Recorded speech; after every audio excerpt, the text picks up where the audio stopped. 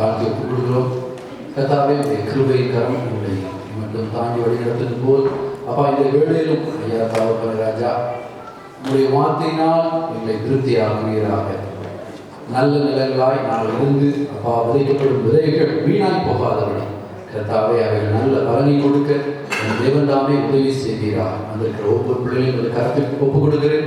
கர்த்தாவே உங்களுடைய பிரசன்னத்தினால் தாங்கி வழி நடத்துகிறார். இயேசு கிறிஸ்து மூலம் கேட்கிற ஜீவனத்தவர்கள் ஆமென். இயேசு கிறிஸ்து நாமத்தினால் உங்கள் அனைவரையும் நான் வாழ்த்துகிறேன். இந்த வாரம் ஒரு முக்கியமான வாரம் பாஸ்டர் சொன்ன மாதிரி. So this week is a very important week as pastor said. நாம் வரப்போகிற Sunday great resurrection day. So the coming Sunday will be the resurrection day that we will celebrate. உயிர்த்தெழுதல் இந்த நாள் என்பது நம்முடைய வாழ்க்கையில் ஒரு முக்கியமாக நானாக இருக்கிறது. So this resurrection day is something very important in our own life too.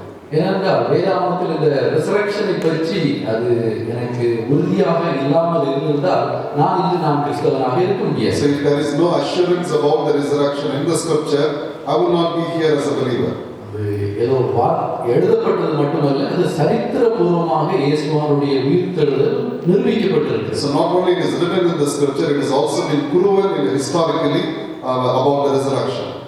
அவர் உயிர்த்தெழுந்து 12 சீஷர்களுக்கும் சகோதரிமார்களுக்கும் இன்னும் 400க்கும் மேலான பரிசுத்தவான்களுக்கும் அவர் உயிர்த்தெழுந்த சரீரத்தோடு அவர் காட்சியளித்தது எழுதப்பட்டிருக்கிறது. So it has been written in the scripture that he appeared to the disciples, to the women of those early church, and also to 400 other people. அந்த நிச்சயத்தை அவர் நமக்கும் கொடுத்திருக்கிறார். He has also given us that assurance to even to us. நான் எவ்வாறு உயிர்த்தெழுந்தனோ அதே உயிர்த்தெழுதலுக்கு நாம் ஒவ்வொருவரும் செல்ல போகிறோம். So all of us are going into that resurrection.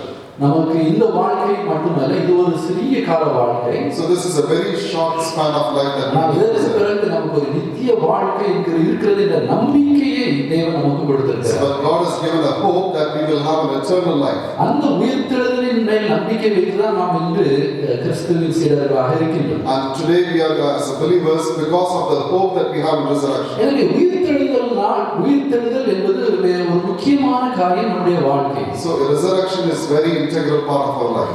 வேதாகமத்தில் நாம் கிறிஸ்துவின் உயிர்த்தெழுதலை மட்டுமே நாம் நம்முடைய வாழ்க்கைக்கு ஆதாரமாக கொண்டிருந்தாலும் வேதத்தில் 10க்கும் மேற்பட்ட உயிர்த்தெழுதல் சம்பவங்கள் எழுதப்பட்டது. So the resurrection of Jesus Christ is the only hope for us in the scripture, but there are other resurrection as well in the scripture.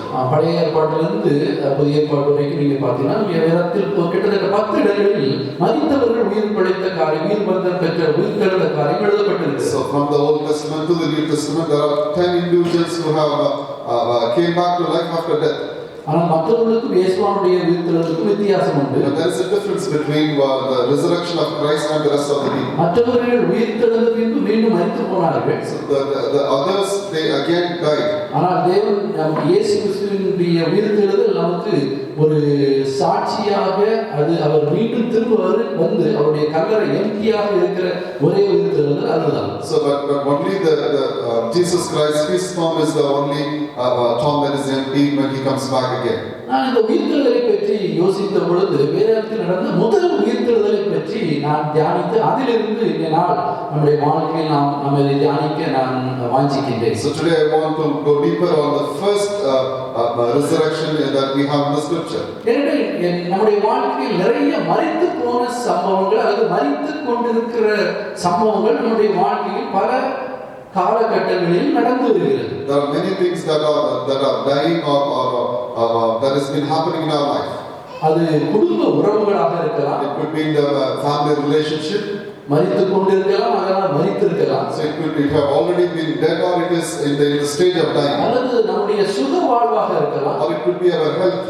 அல்லது நம்முடைய பொருளாதாரமாக இருக்கலாம். Or it could be our finances. எத்தனையோ காரியங்கள் நம்முடைய வாழ்க்கையிலும் ஒவ்வொரு காலகட்டங்களிலும் இந்த மரித்தலுக்கும் அல்லது மரித்து கொண்டிருக்கிற காரியங்களுக்கும் உட்படுகின்றது. So in the different stages of our life, even we may have gone through this path of dying. ஆனால் ஒவ்வொன்றிலும் ஒரு கிறிஸ்தவனாகி நமக்கு இருக்க வேண்டிய நம்பிக்கை அதில் உயிர்த்தெழுதல் உண்டு. So but one thing that we have to have as believers that we need to hope is that in all of these death there is a resurrection as well. ஐயா பிரியமானவர்களே, இந்த காலவேளையில் நாம் உயிர்த்தெழுதலை பற்றி நாம் தியானிக்கும் பொழுது உங்கள் வாழ்க்கையில் எந்தெந்த காரியங்கள் மீண்டும் உயிர்த்தெழுதல் தேவையா இருக்கிறது என்பது நீங்கள் ஒருவரே அறிவீர்கள். So it is you alone who knows in which area of our life we need resurrection. அந்த ஒவ்வொருடைய வாழ்க்கையிலும் அந்த உயிர்த்தெழுதலை நீங்கள் பெற்றுக்கொள்ள இந்த சம்பவம் நமக்கு பெரிய ஆதாரமாக So you will be able to receive that resurrection in your life which is dying.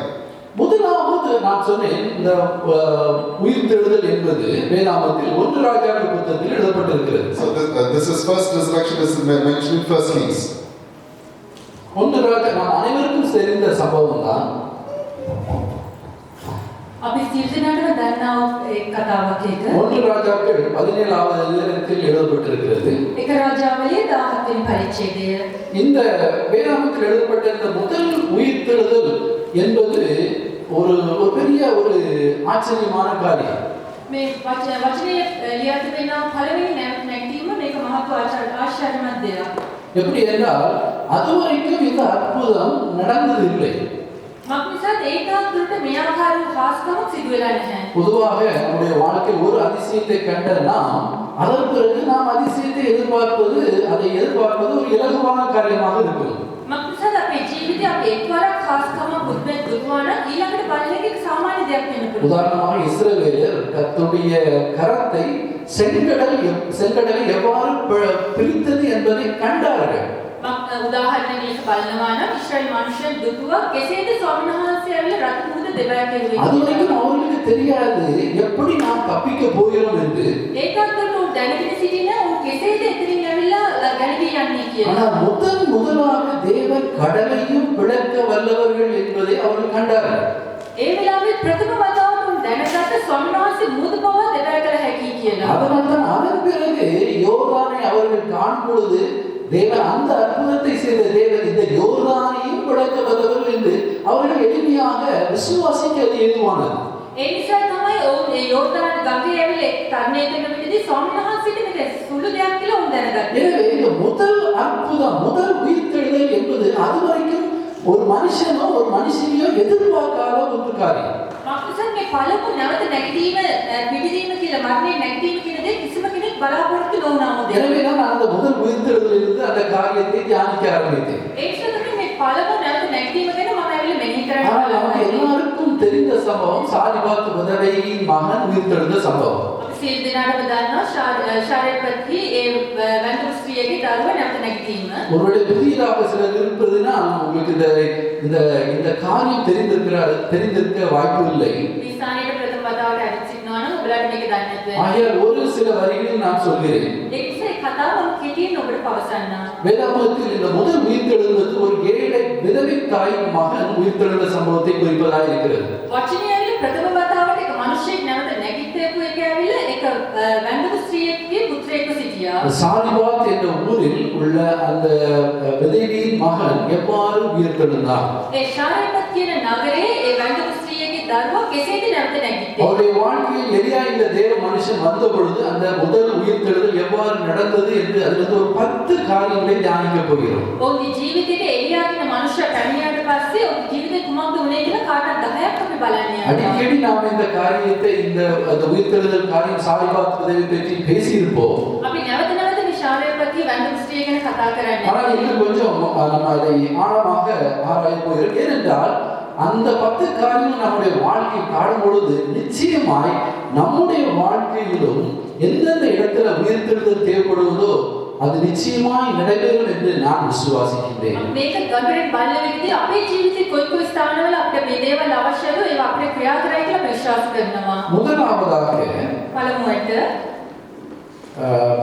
நீங்கள் அந்த வசனத்தை 1 ராஜாக்கள் 17வது அதிகாரத்தை வாசிக்கும் பொழுது தேவன் சொல்லுகிறார், எலியா இந்த தேவ மனுஷனுக்கு அவர் சொல்லுகிறார், நீ எழுந்து சீதோனுக்கு அடுத்த 9வது வசனத்தில் எழுதப்பட்டிருக்கிறது. එක රාජාවලිය 17 වෙනි පරිච්ඡේදයේ 9 වෙනි වචනය. ஒரு விதவையின் வீட்டுக்கு போ என்று எலியாவும் சொல்லுகிறார். ඒ ස්ථානයේ ස්වාමීන් වහන්සේ එලියට පවසනවා මොකද ඒ ස්ථානයේ වැඳුරු ස්ත්‍රියකගේ නිවසට යන්නේ. இந்த விதவையுடைய நிலைமை அதுக்கு பின்வருகிற வசனங்களில் எழுதப்பட்டிருக்கிறது. මේ වැඳුරු ස්ත්‍රිය සිටින සිටුේෂන් එක ඊට පස්සේ වචනවල ලියා තිබෙනවා. சகோதரன் ஆராதனை வேளைகளில் சொன்னபடி ஒரு அனாதையாய் கைவிடப்பட்ட நிலைமையில் இருந்த ஒரு விதவை. අපි නමස්කාර වේලාවදී බැලුව ප්‍රකාරයෙන් ඒක අනාථ වූ කිසිම කෙනෙක්ගේ සරණක් නැතිව අසරණ වූ ස්ත්‍රියක්. தேவன் யாருக்கு உயிர்த்தெழுதலை கொடுக்கிறார்? දෙවියන් වහන්සේ කාටද මේ නැවත නැගිටීම ලබා දෙන්නේ? ஒன்றும் இழந்து ஒன்றுக்கும் வழியே இல்லை என்று அனாதையாய் கைவிடப்பட்டு நொறுங்குண்டு குத்துண்டு நிற்கின்ற ஆத்மாவை தேவன் நோக்கி பார்க்கிற தேவனாய் இருக்கிறார். කිසිම හවුකරණක් නොමැතිව අසරණව සිටිනා වූ ස්ත්‍රියක් තමයි ස්වාමීන් වහන්සේ ස්ථානයේ උදව් කරන්නේ. யாரெல்லாம் என்னால் முடியும் நம்மால் முடியும் என்று நினைக்கிறோமோ தேவன் தூர இருந்து வேடிக்கை தான் பார்ப்பார்.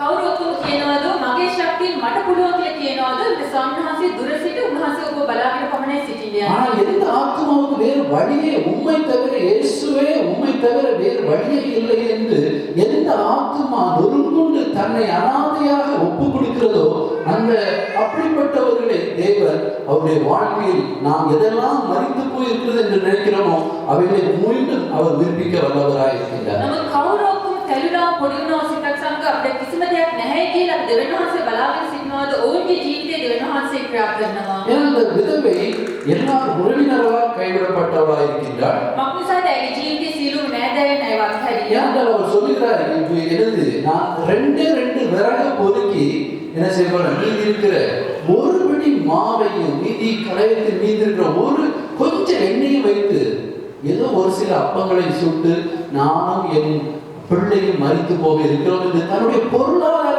நிலைமையில் தன்னுடைய நிலைமையை அவள் கூறுகின்றார் வசனங்களில். ස්ථානයේ ඇගේ වචනේ සිටිනා සිටුේෂන් එකයි පෙන්වා දෙන මම මේ තිබෙනා එක තෙල් පුලාව සහ පිටි අරගෙන රොටියක් හදලා අපි මමයි මගේ පුතයි කන්නේ. உறவினரால் கைவிடப்பட்டிருக்கிறவள் නෑදෑයන්ගෙන් අත්හැරනා ස්ත්‍රිය. இப்ப இருக்கிற மாதிரி எந்த ஒரு சோசியல் செக்யூரிட்டி சிஸ்டமும் இல்லாத காலம். මේ දැන් කාලේ තිබෙනා වගේ කිසිම සෝෂල් සිකියුරිටි සිස්ටම් එකක් නැහැ. அவளுக்கு ஒரு அடுத்த வாய்ப்பை கொடுப்பதற்கு அவளும் அவள் பிள்ளையும் வாழ்வதற்கு ஒரு வாய்ப்பும் இல்லாத ஒரு இக்கட்டான சூழ்நிலை. ඇයට සහ ඇගේ පුතාට ඊළඟට කුමක්ද කරන්නේ කුමක්ද කන්නේ කිසිම දෙයක් නැති නෝ ඒ සිටුේෂන් එක. இன்னும் சொல்ல போனா வேதமத்துல அவள் ஒரு வெரி இன்சிக்னிஃபிகன்ட் அதாவது அவளுடைய பேரை கூட எழுதப்படல. මේ ස්ථානේ අපි බලනවා නම් මේ වචනේ ඇයගේ නම පවා ලියන්නේ නැහැ. சாரிபாத் ஊரில் உள்ள விதவை என்றுதான் எழுதப்பட்டிருக்கு. அந்த அளவுக்கு she was very insignificant. ඇයගේ නම පවා ලියන්නේ නැතුව ශාරපත් නුවරේ වැඳපු ස්ත්‍රිය කියලා පමණයි ඇයගෙන් ලියාගෙන. ஒரு மனுஷன் பேரை கூட எழுத தவிர்த்திருக்கிறார்கள். அவர் எப்படிப்பட்ட ஒரு நிலைமையில் ஒரு கைவிடப்பட்ட நிலைமையில் இருந்த மகள்.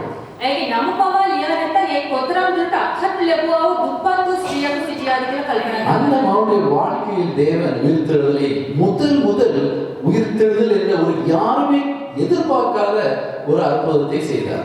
ඇය ඒ ආකාර ස්ත්‍රියකගේ ජීවිතේ ප්‍රථම වතාවට ස්වාමීන් වහන්සේ මරණින් නැගිටීම කියන අත්දැකීම ඔහුගේ ජීවිතේ ලබා දුන්නා. பிரியமானவர்களே, ஆகையால் இந்த காலவேளையில் முதலாவதாக இங்க இருக்கிற நம்மில் யாரெல்லாம் என்னில் ஒன்றும் இல்லை, நான் எல்லாரும் கைவிடப்பட்ட நிலையில் நொறுங்கி போய் இனிமேல் எனக்கு நம்புவதற்கு ஒன்றும் அல்ல என்று அப்படிப்பட்ட ஒரு கைவிடப்பட்ட அனாதையான நிலைமையில் நீங்கள் யாரெல்லாம் பாரத்தோடு வேதனையோடு இந்த காரியத்தில் நான் எதிர்பார்க்கும் இந்த காரியத்தில் என்னில் உயிர்த்தெழுதல் ஏற்படாதா என்று காத்திருக்கிற ஒவ்வொருவருக்கும் தேவன் சொல்கிறார், நிச்சயமாய் நீங்கள் எதிர்பார்க்கும் உயிர்த்தெழுதலை காண முடியும். தேவன் உங்களை நோக்கி பார்க்கிற வல்லவராய் இருக்கின்றார். මේ ස්ථානේ කවුරු ඔක්කොම සිටිනවද මම අත්හැරලා ලැබුවා මට මගේ ශක්තියක් නැහැ මේ ඉදිරියට මේ කාරණා ඉෂ්ට වෙන්නේ නැහැ මට කිසිම දෙයක් බැහැ කියලා ඔබ බලාපොරොත්තු වෙමින් සිටිනවද ස්වාමීන් වහන්සේට පුළුවන් ඔබේ ජීවිතයේ ඒ කාරණාව ඉෂ්ට කර දෙන්න. அது முதலாவது காரியம். ඒක ප්‍රථම කාරණය. இரண்டாவது 9வது வசனத்தில் எழுதப்பட்டிருக்கிறது. දෙවන කරුණ அதே வசனம் தான் எலியாவு என்ற மிகப்பெரிய தேவ மனிதனுக்கு சொல்லுகிறார், நீ எழுந்து சீதோனுக்கு அடுத்த சாரிபாத் ஊருக்கு போய் அங்கே தங்கியிரு, உன்னை பராமரிக்கும்படி அங்கே இருக்கிற ஒரு விதவைக்கு கட்டளை இட்டேன் என்றார். ඒ ස්ථානේ නම් මේ වචනේ ස්වාමීන් වහන්සේ කියන ඒ වැන්දපු ස්ත්‍රියකට අණකලමී කියලා. பாருங்க, இந்த விதவை வசிக்கின்ற அந்த சாரிபாத் சீதோனுக்கு அடுத்த அந்த சாரிபாத் ஊர் யாரால் ஆட்சி செய்யப்பட்டு வருகிறது என்றால் මේ වැන්දපු ස්ත්‍රිය සිටියා වූ මේ ශාරපත් කියන නුවර කවුද කාගේ පාලනයේ යටතේ තිබුණේ තිබුණේ නම් ஒரு பொல்லாத அரசன் அரசாட்சியால் ஆளப்படுகிற இடம். ඒක දුෂ්ට වූ රජ කෙනෙක්ගේ පාලනය යටතේ තිබුණේ. அவர்களை பற்றி நீங்கள் நன்றாக அறிந்திருப்பீர்கள். ஆகா, எசபேல். ඔවුන් ඔබ හොඳ ආකාරව දන්නවා ආහාබ් සහ යෙසබෙල්. பாகா வணக்கத்தில் ஒரு பொல்லாத மனுஷர்களாக கூட்டமாக இருந்து ஆட்சி செய்த இடம். බාල් නමස්කාරය කෙරුවා වූ දුෂ්ට වූ මනුෂ්‍යයන් ජීවත් වුණා වූ පාලනය කෙරුවා වූ ස්ථානය. இப்படிப்பட்ட ஒரு பொல்லாத கர்த்தருக்கு நேர் எதிர்மாறாக விக்கிரக வனத்தை கொண்டுள்ள இந்த இடத்தில் பாருங்கள், அவளுக்கு தேவனுடைய சத்தத்தை அவள் கேட்க முடிகிறது. දෙවියන් වහන්සේට විරුද්ධව ක්‍රියා කෙරුවා දුෂ්ට වූ මනුෂ්‍යයන් සිටිනා ඒ ස්ථානයේදී ඇයට දෙවියන් වහන්සේගේ වචනය ඇසුණා. அந்த வசனத்தில் எழுதி ஒரு விதவைக்கு நான் கட்டளையிட்டேன். தேவன் கட்டளையிட்டு அந்த வார்த்தையை கேட்கின்ற அளவுக்கு அவள் கர்த்தரோடு தொடர்புள்ள ஒரு மனுஷியாக இருந்திருக்கிறாள். එසැන දෙවියන් වහන්සේ ඇයට අනුකරන විදිහට දෙවියන් වහන්සේගේ ශබ්දයට අහුම්කම් දෙනවා ස්ත්‍රියක් ලෙස සිටියා. யூதர் அல்லாத முதல் இந்த நடந்த அற்புதம் ஒரு யூதர் அல்லாத ஒரு மகள். මේ හාස්කම ප්‍රථමයෙන්ම සිදුුනේ යුද ජනතාවට අයත් නොවුනා වූ ස්ත්‍රියකට. கடலை பிளந்த செங்கடலை பிளந்த முதல் அற்புதத்தை தேவன் ஒரு யூதர் தன்னுடைய ஜனமான இஸ்ரவேல் ஜனத்துக்கு செய்தார். ඒ රතු මුහුද දෙබෑ කෙරුවා ප්‍රථම හාස්කම තමයි ජනතාව යුදවරුන්ට උන්වහන්සේ කෙරුවා. ஆனால் மரித்து போன ஒருவரை இதுவரைக்கும் வேதாகமத்தில் எழுதப்படாத அறியப்படாத ஒரு அற்புதத்தை யாருக்கு தேவன் செய்கிறார்? ஒரு யூதர் அல்லாத அந்நிய வழக்கத்திற்குள் அந்நிய வழிபாட்டுக்கு சிக்கியிருக்கும் ஒரு மகளுடைய வாழ்க்கையில் அவர் இந்த அற்புதத்தை செய்கிறார். නමුත් අන්‍ය ජාතික ස්ත්‍රියක් වූ ඇගේ ජීවිතය තමයි ප්‍රථම වතාවට මරණයෙන් නැගිටින කියන හාස්කම සම්හන්සේ ඉෂ්ට ஏனென்றால் அந்த இடத்திலும் அவர் தேவனை பற்றி கொண்டிருக்கிற காரியத்தை அவர் நீங்கள் மீண்டும் பின்வருகிற வசனங்களில் அவர் சொல்கிறார். 12வது வசனத்தில் எலியாவும் சொல்கிறார், என்னிடத்தில் ஒரு அடையும் இல்லை, உடைய தேவனாகிய கர்த்தருடைய ஜீவனை கொண்டு சொல்லுகிறேன் என்று. கர்த்தருடைய ஜீவனின் நிமித்தம் அவள் தேவனாகிய கர்த்தரையே அவள் ஆராதிக்கிற ஒரு பிள்ளையாக இருந்திருக்கிறாள் என்று இன்னும் மற்ற வசனங்களில் நாம் பார்க்க முடிகின்றது. අපිට 12 වෙනි වචනේ දකින්න පුළුවන් ඒ පවසන දෙවියෝ සම්හන්සේ ජීවමාන බව සැකයවාසේ මේ ආකාරයෙන් ඔයයි සම්හන්සේ විශ්වාස කරනවා දරුවක් සිටියා. பாருங்கள், தன்னை சுற்றி ஒரு பொல்லாத ஒரு ஆட்சியாளன் இருந்த இடத்திலும் தன்னை சுற்றி பொல்லாதவர்கள் விக்கிரக வணக்கத்துக்குள் இருந்தாலும் அந்த மகள் ஜீவனுள்ள தேவனாகிய கர்த்தரையே நம்பி வாழ்ந்த மகள். තමන්ව වටකර දුෂ්ට වූ මනුෂ්‍යයන් ජීවත් වුණා වුණත් ඒ සමාජය තුළ දෙවියන් වහන්සේ විශ්වාස කරගෙන ජීවත් වුණා. அதனால்தான் தேவன் சொல்கிறார் இந்த உபவாசத்துல, நான் அந்த விதவைக்கு கட்டளையிட்டேன் அப்படின்னா அவள் தேவனோடு தேவனுடைய வார்த்தையை சத்தத்தை கேட்கின்ற மகளா இருந்திருக்கின்றார். ඒ නිසා තමයි 9 වෙනි වචනේ සම්හන්ස පවසන්නේ මම ඒ ස්ත්‍රියට අනුකරුවා කියලා. ඒ කියන්නේ ඇය සම්හන්සගේ වචනයට අනුකම් දුන්නා වුණා. நான் ஆச்சரியப்பட்டேன். தேவனுடைய சத்தத்தை கேட்கிற வீட்டில் பாவம் சாப்பிடுறதுக்கு வழி இல்லை. මම ඒක කල්පනා කරලා දෙවියන් වහන්සේගේ ශබ්දයට අනුකම් දෙන ඒ නිවස තුළ කැමරස් ආහාර නැහැ. தேவனுடைய சத்தத்தை கேட்கிற அந்த விதவைக்கு ஆதரவா இருக்க ஒருவரும் இல்லை. දෙවියන් වහන්සේගේ ශබ්දය අසන්නා වූ ඒ වැඳපු ස්ත්‍රියට උදව් කරන්න කවුරුත් නැහැ. ஒரு பிரஜாதியின் மத்தியில் அவள் ஒரு அந்நிய ஸ்திரியா இருந்தாலும் மெய் தேவனாகிய தேவனை கண்டுகொண்டு அவளுடைய சத்தத்தை கேட்கிற பிள்ளையுடைய வீட்டின் பிள்ளைக்கும் வியாதி. ඒ අන්‍ය ජාතික ස්ත්‍රියක් වූ අන්‍ය ජාතික මධ්‍ය සිටිනා වූ ඒ ස්ත්‍රියට දෙවියන් වහන්සේගේ වචනය අසන්නා වූ ඒ ස්ත්‍රියගේ නිවස තුළ රෝගයක් තිබුණා. பிரியமானவர்களே, நம்முடைய வாழ்க்கை இந்த பொல்லாத உலகத்தில் அப்படிப்பட்ட ஒரு சூழ்நிலைக்கு மத்தியில் நாம் வாழ அழைக்கப்பட்டிருக்கிறோம். අපේ ජීවිතවල මේ ආකාර සිටුේෂන් මැද ජීවිත වන පිණිස සම්මානහස අපව කැඳවා ஒரு තිබෙනවා. பக்கம் தேவனை நம்புகிறவர்கள் ஒரு பக்கம் மிக குறைவாக இருக்கிறார்கள். දෙවියන් වහන්සේ විශ්වාස කරන මනුෂ්‍යයන් අඩුවෙන් සිටින්න පුළුවන්. இன்னொரு பக்கம் தேவனை நம்பி நாம் ஒரு கிறிஸ்தவை நம்புகிறேன் என்றால் நம்மை பார்த்து கேலி செய்கிறவர்களாய் மாறுகிறார்கள். තවත් කොටසක් අපි දෙවියන් වහන්සේ විශ්වාස කරන මනුෂ්‍යයන් කියලා අපව බලන විහිළු කරන ජනතාව. இன்னும் நீங்கள் தேவனுடைய பிள்ளை என்று தெரிந்தால் உங்களுக்கு எதிராய் தங்களால் முடிந்த அளவுக்கு அது எல்லா இடத்திலும் செய்யறதுக்கு ஆட்கள் தயாராக இருக்கிறார்கள். තවත් ඔබ දෙවියන් වහන්සේගේ දරුවෙක් කියලා දැනගත්තා නම් ඔබට විරුද්ධව ක්‍රියා කරන්න තව කොටසක් සිටිනවා. நம்மை சுற்றி ஒரு பொல்லாத ஒரு மனிதனுடைய மனது தேவனுக்கு எந்த அளவுக்கு எதிராய் நிற்க முடியுமோ அப்படிப்பட்ட ஒரு சூழ்நிலையின் மத்தியிலாக ஒரு சிறு கூட்டமாக தேவனுடைய மேல் நாம் நம்பிக்கை வைத்து வாழ்கின்றோம். දෙවියන් වහන්සේගේ විරුද්ධව සිටින ජන කොටසක් මැද්දේ උන්වහන්සේ විශ්වාස කරන සුළු කොටසක් ලෙස අපි ජීවත් වෙනවා. அப்படி நம்பி வாழ்கிற நம்முடைய வீட்டிலேயும் பஞ்சமாய் இருக்கிறது. ඒ ආකාරයෙන් විශ්වාස කරලා ජීවත් වෙන අපේ නිවස තුල මේ ආකාරව අඩුපාඩුකම් තිබෙනවා. ஆனாலும் அவள் தேவனுடைய வார்த்தையை கேட்கின்ற மகளாய் இருக்கிறார். නමුත් ඇය ඒ මැද්දේ දෙවියන් වහන්සේගේ වචනයට අහුම්කම් දෙන්නව ස්ත්‍රියක් සිටියා. இதைத்தான் பிரியமானவர்களே தேவன் நம்முடைய வாழ்க்கையில் எதிர்பார்க்கிறார். මේක තමයි දෙවියන් වහන්සේ අපේ நம்முடைய ජීවිතේ சூழ்நிலை எப்படி இருந்தாலும் நம்மளுடைய கடமை நமக்கும் நம்மை ரட்சித்த இயேசு கிறிஸ்துவுக்கும் உள்ள அந்த உறவில் மட்டும் திடனாக இருந்து அவருடைய சத்தத்தை நாம் கேட்கிறவர்களாக இருக்க வேண்டும். අපි කුමනාකාරව සිටුේෂන් එකක සිටියා වුණත් දෙවියන් වහන්සේගේ ශබ්දයට පමණක් අපි අහුම්කම් දීලා උන්වහන්සේ එක්ක ස්ථීරව සිටිනා ජනතාවක් ලෙස අපි සිටිය යුතුයි. அப்படி இருக்கும் பொழுது ஒருவேளை சூழ்நிலைகள் எல்லாம் அசாத்தியமாக இருந்தாலும் ஒரு நாள் வரும், இதுவரைக்கும் யாரும் அறிந்திராத ஒரு நாமே எதிர்பார்க்காத அற்புதத்தை தேவன் நம்ம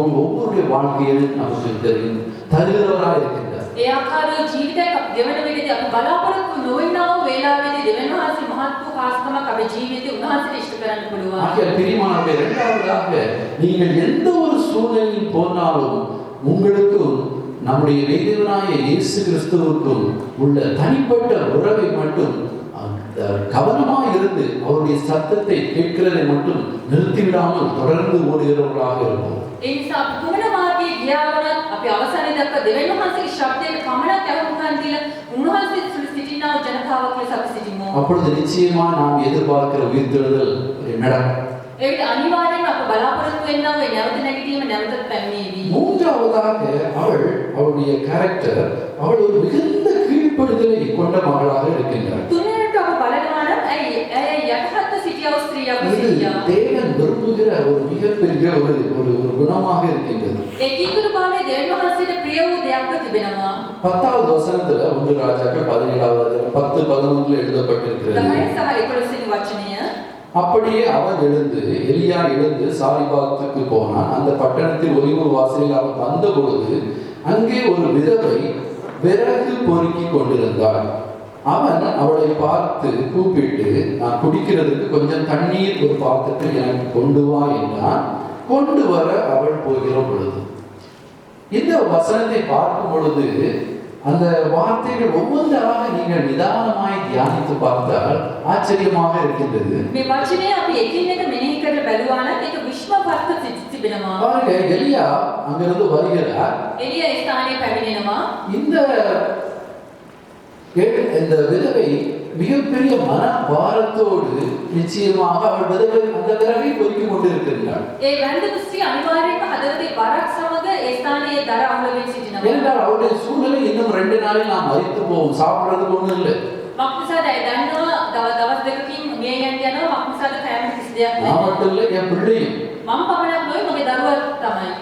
அப்படிப்பட்ட ஒரு மிக வருத்தமான சூழ்நிலைக்கு போயிட்டு இருக்க மகளை இவள் முதல் வந்து அவள் எங்க விறகு பொறுக்கிறதுனா நிச்சயமா கொஞ்சம் தள்ளி தான் போய் நின்று மரம் இருக்கிற இடத்துல தான் விறகு பொறுக்கிட்டு இருக்க முடியும். අපි දර අහුලනවා නම් අනිවාර්යෙන් පොඩ්ඩක් දුරට ගිහිල්ලා ගස් තියෙන තැන තමයි දර අහුලන්න පුළුවන්. அவள் முதல்ல எழுந்துட்டு இருக்கு. அவளை பார்த்து கூப்பிட்டு, ஏங்க வா. ඒ ස්ථානයේ ප්‍රථමයෙන් මොකද මේ එන්න මෙහෙට එන්න කියලා අදහසනවා. அப்போ அவ விறகு பொறுக்கிட்டு இருக்கிறத விட்டு நிசிரா எலியா கிட்ட வா. එවිට ඇය ඒ දර අහුලන එක නවත්තලා එළිය ළඟට යනවා. அடுத்தாப்புல அவ சொல்றாரு, எனக்கு கொஞ்சம் தண்ணி தா. ඊළඟට පවසලා මට පොඩ්ඩක් බොන්න වතුර දෙන්න. அப்போ மூணாவது சொல்றது, தண்ணி சும்மா டம்ளர்ல கொண்டு வரக்கூடாது, இதுல சொல்லணும் ஒழுங்கா பாத்திரத்துல ஒரு கண்டிஷன் வேற போடுறாரு எலியா. பயங்கர டிமாண்ட். ඒක තුන්වෙනිට පවසනවා ඒ වාජනයකට ගේන්නේ ඉන්න කියලා. ஒழுங்கா தூசி கீசி பிடிக்காம ஒரு பாத்திரத்துல வச்சு ஒழுங்கா கொண்டு வா. பாருங்க, இப்படி ஒரு டிமாண்ட நம்மகிட்ட ஒருத்தர் பண்ணா எப்படி இருக்கும்? දූවිලි මුකුත් යන්නේ නැතුව වාජනයක ගේන්න එහෙම කියලා අපි කවුරු හරි මේ ආකාරයෙන් ඉල්ලනවා නම් අපිට කොහොමද ඇත්තේ? நானே சாகிறதுக்கு போயிட்டு இருக்கேன். මමම මැරෙන්න යනවා කියලා හිතාගෙන எப்படி ඉන්නවා. ஒருத்தர் வந்து முன்ன பின்ன தெரியாது, அந்நிய தெரிஞ்சவர் புருஷனுக்கே பஞ்சாயத்து நாள்ல கீழ்ப்படியாம போகுதுல ஒரு அந்நியன் என்ன புருஷன் தண்ணியை கொண்டு தண்ணி கொண்டு வந்த உமக்கு கையிலையோ போய் தண்ணியை கொண்டு குடிக்கிற காலகட்டத்துல சொல்ற வாழ்ற நம்ம இன்னைக்கு ஒரு அந்நியன் வந்து அவர் மாதிரி டிமாண்ட் பண்றாரு. මේ ස්ථානයේ දන්නේ නැති ආගන්තුකයෙක් ඇවිල්ලා ඉල්ලනවා මේ ස්ථානේ මෙහෙම ලබා දෙන්න මට කියලා. பாரத்தில் வரவு போய் நாளைக்கு சாப்பாடுக்கு இன்னைக்கு மத்தியான சாப்பாடுக்கு கஞ்சிக்கு வழிகாட்டிட்டு இருக்க ஒரு பெண்ணை கூப்பிட்டு கண்டிஷன் போட்டு தண்ணி கொண்டு வா, அது வந்து பாத்திரத்துக்கு ஒழுங்கா கொண்டு போன இந்த 3 கண்டிஷனை போட்டுட்டு இருக்கிறது இந்த உதவியின் சூழ்நிலையை நான் யோசித்து பார்த்தேன். මේ බැඳපු ස්ත්‍රියගේ සිටුේෂන් එක කල්පනා කරලා බැලුවා කණ්ඩ දෙයක් නැහැ මැරෙන්න යනවා මේ ආකාරයෙන් සිටින විදිහදී දන්නේ නැති මිනිහෙක් කියලා අඬ ගහලා වාජනයකට වතුර අරගෙන එන්න කියලා කිව්වොත් ඒ මොනවද හිතන්නේ ඇත්තේ? ஆனா பாருங்க இந்த மகளுடைய நேச்சுரல் கேரக்டரை பாருங்க, அவள் அப்படியே கீழ்ப்படிஞ்சு என்ன செய்யறானா, தண்ணி வர கொண்டு போனாங்க. அதுக்கு அடுத்த வசனத்தில் எழுதிருக்கு, கொண்டு வர அவள் போயிருந்த பொழுது. என்ன ஒண்ணுமே எதுக்கு ஆர்கியம் பண்ணல, நீர் யாரு, உங்களுக்கு தண்ணி நாடு கொண்டு வரணும், ஒண்ணும் இல்லை. ඒ ස්ථානයේ අය විවාද කරන්නේ මම ඔබ කවුද ඔබට ඇයි මම වතුර ගෙන්න ඕන කියලා. නමුත් අය කීකරුව ඒ ස්ථානයේ වතුර ගෙනින්න පිණිස යනවා. பெரியமணி இந்த ஒரு கேரக்டர் நேச்சுரலா நமக்கு ஒரு கீழ்ப்படுகிற குணம் வந்து தேவன் ஒரு நேசிக்கின்ற ஒரு குணம்.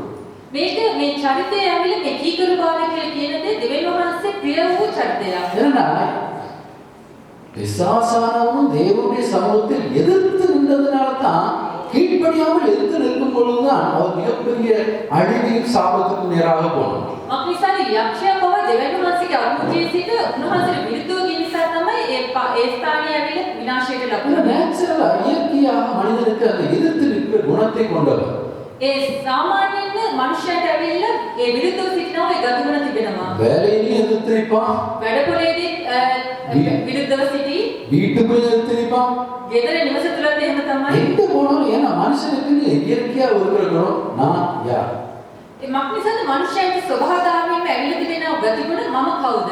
உலகத்துல கீழ்ப்படிகிறதுக்கு ஒரு மனுஷன் கொடுத்திருக்கோ, அதனாலதான் தேவன் கர்த்தர் கணவன் மனைவி உறவுல அதிகமாக எதிர்பார்க்கிற காரியம் கட்டளையாவே கொடுத்து வைத்திருக்கிறார். ඒ නිසා තමයි ස්වාමීන් වහන්සේ ස්වාමිපුරුෂ භාර්යාවගේ ජීවිතය තුළ ඒක අනාත්මයම දීලා තිබෙන්නේ. வேலை செய்யறதுக்கு நம்மளுடைய மேனேஜர்ஸுக்கு நம்ம கீழ்ப்படிய தேவன், நமக்கு விருப்பம் இல்லாவிட்டாலும் நாம் கீழ்ப்படிய தேவனுடைய கட்டளைக்கு எதிராக இல்லாத பட்சத்தில் நாம் அவர் சொல்கிற காரியத்துக்கு கீழ்ப்படிகிற நாம் அழைக்கப்பட்டிருக்கிறோம். අපි වැඩ කරන ස්ථානයේ වුණත් අපේ ඉහළින් සිටිනා වූ අයට දෙවියන් වහන්සේට විරුද්ධව යම් කිසි දෙයක් නොවේ නම් ඒකට යටත් වෙන පිණිස ඔබ කැඳවත් වෙනවා. ஆலயத்தில் தேவன் சொல்கிற காரியங்களுக்கு நமக்கு உடன்படுகிறதா இல்லாவிட்டாலும் நாம் கீழ்ப்படிய அழைக்கப்பட்டிருக்கிறோம். සභාව තුළ වුණත් අපිට කැමති නැති වුණත් දෙවියන් වහන්සේගේ වචනයේ කීකරු වෙන පිණිස ඔබ කැඳවත් වෙනවා. கணவன் மனைவி பெற்றோர் பிள்ளைகள் எல்லாத்துக்கும் தேவன் ஒரு கட்டளை கொடுத்திருக்கிறார். யாருக்கு கீழ்ப்படிய வேண்டும், நீ உடன்பட்டாலும் உடன்படாவிட்டாலும் எப்படிப்பட்ட ஒரு கீழ்ப்படிதல் கேரக்டர் இருக்கும் பொழுது தேவன் அவருடைய வாழ்க்கையை மீண்டும் உயிர்ப்பிக்க வல்லவராய் இருக்கிறார் என்பதற்கு ஒரு சாட்சி.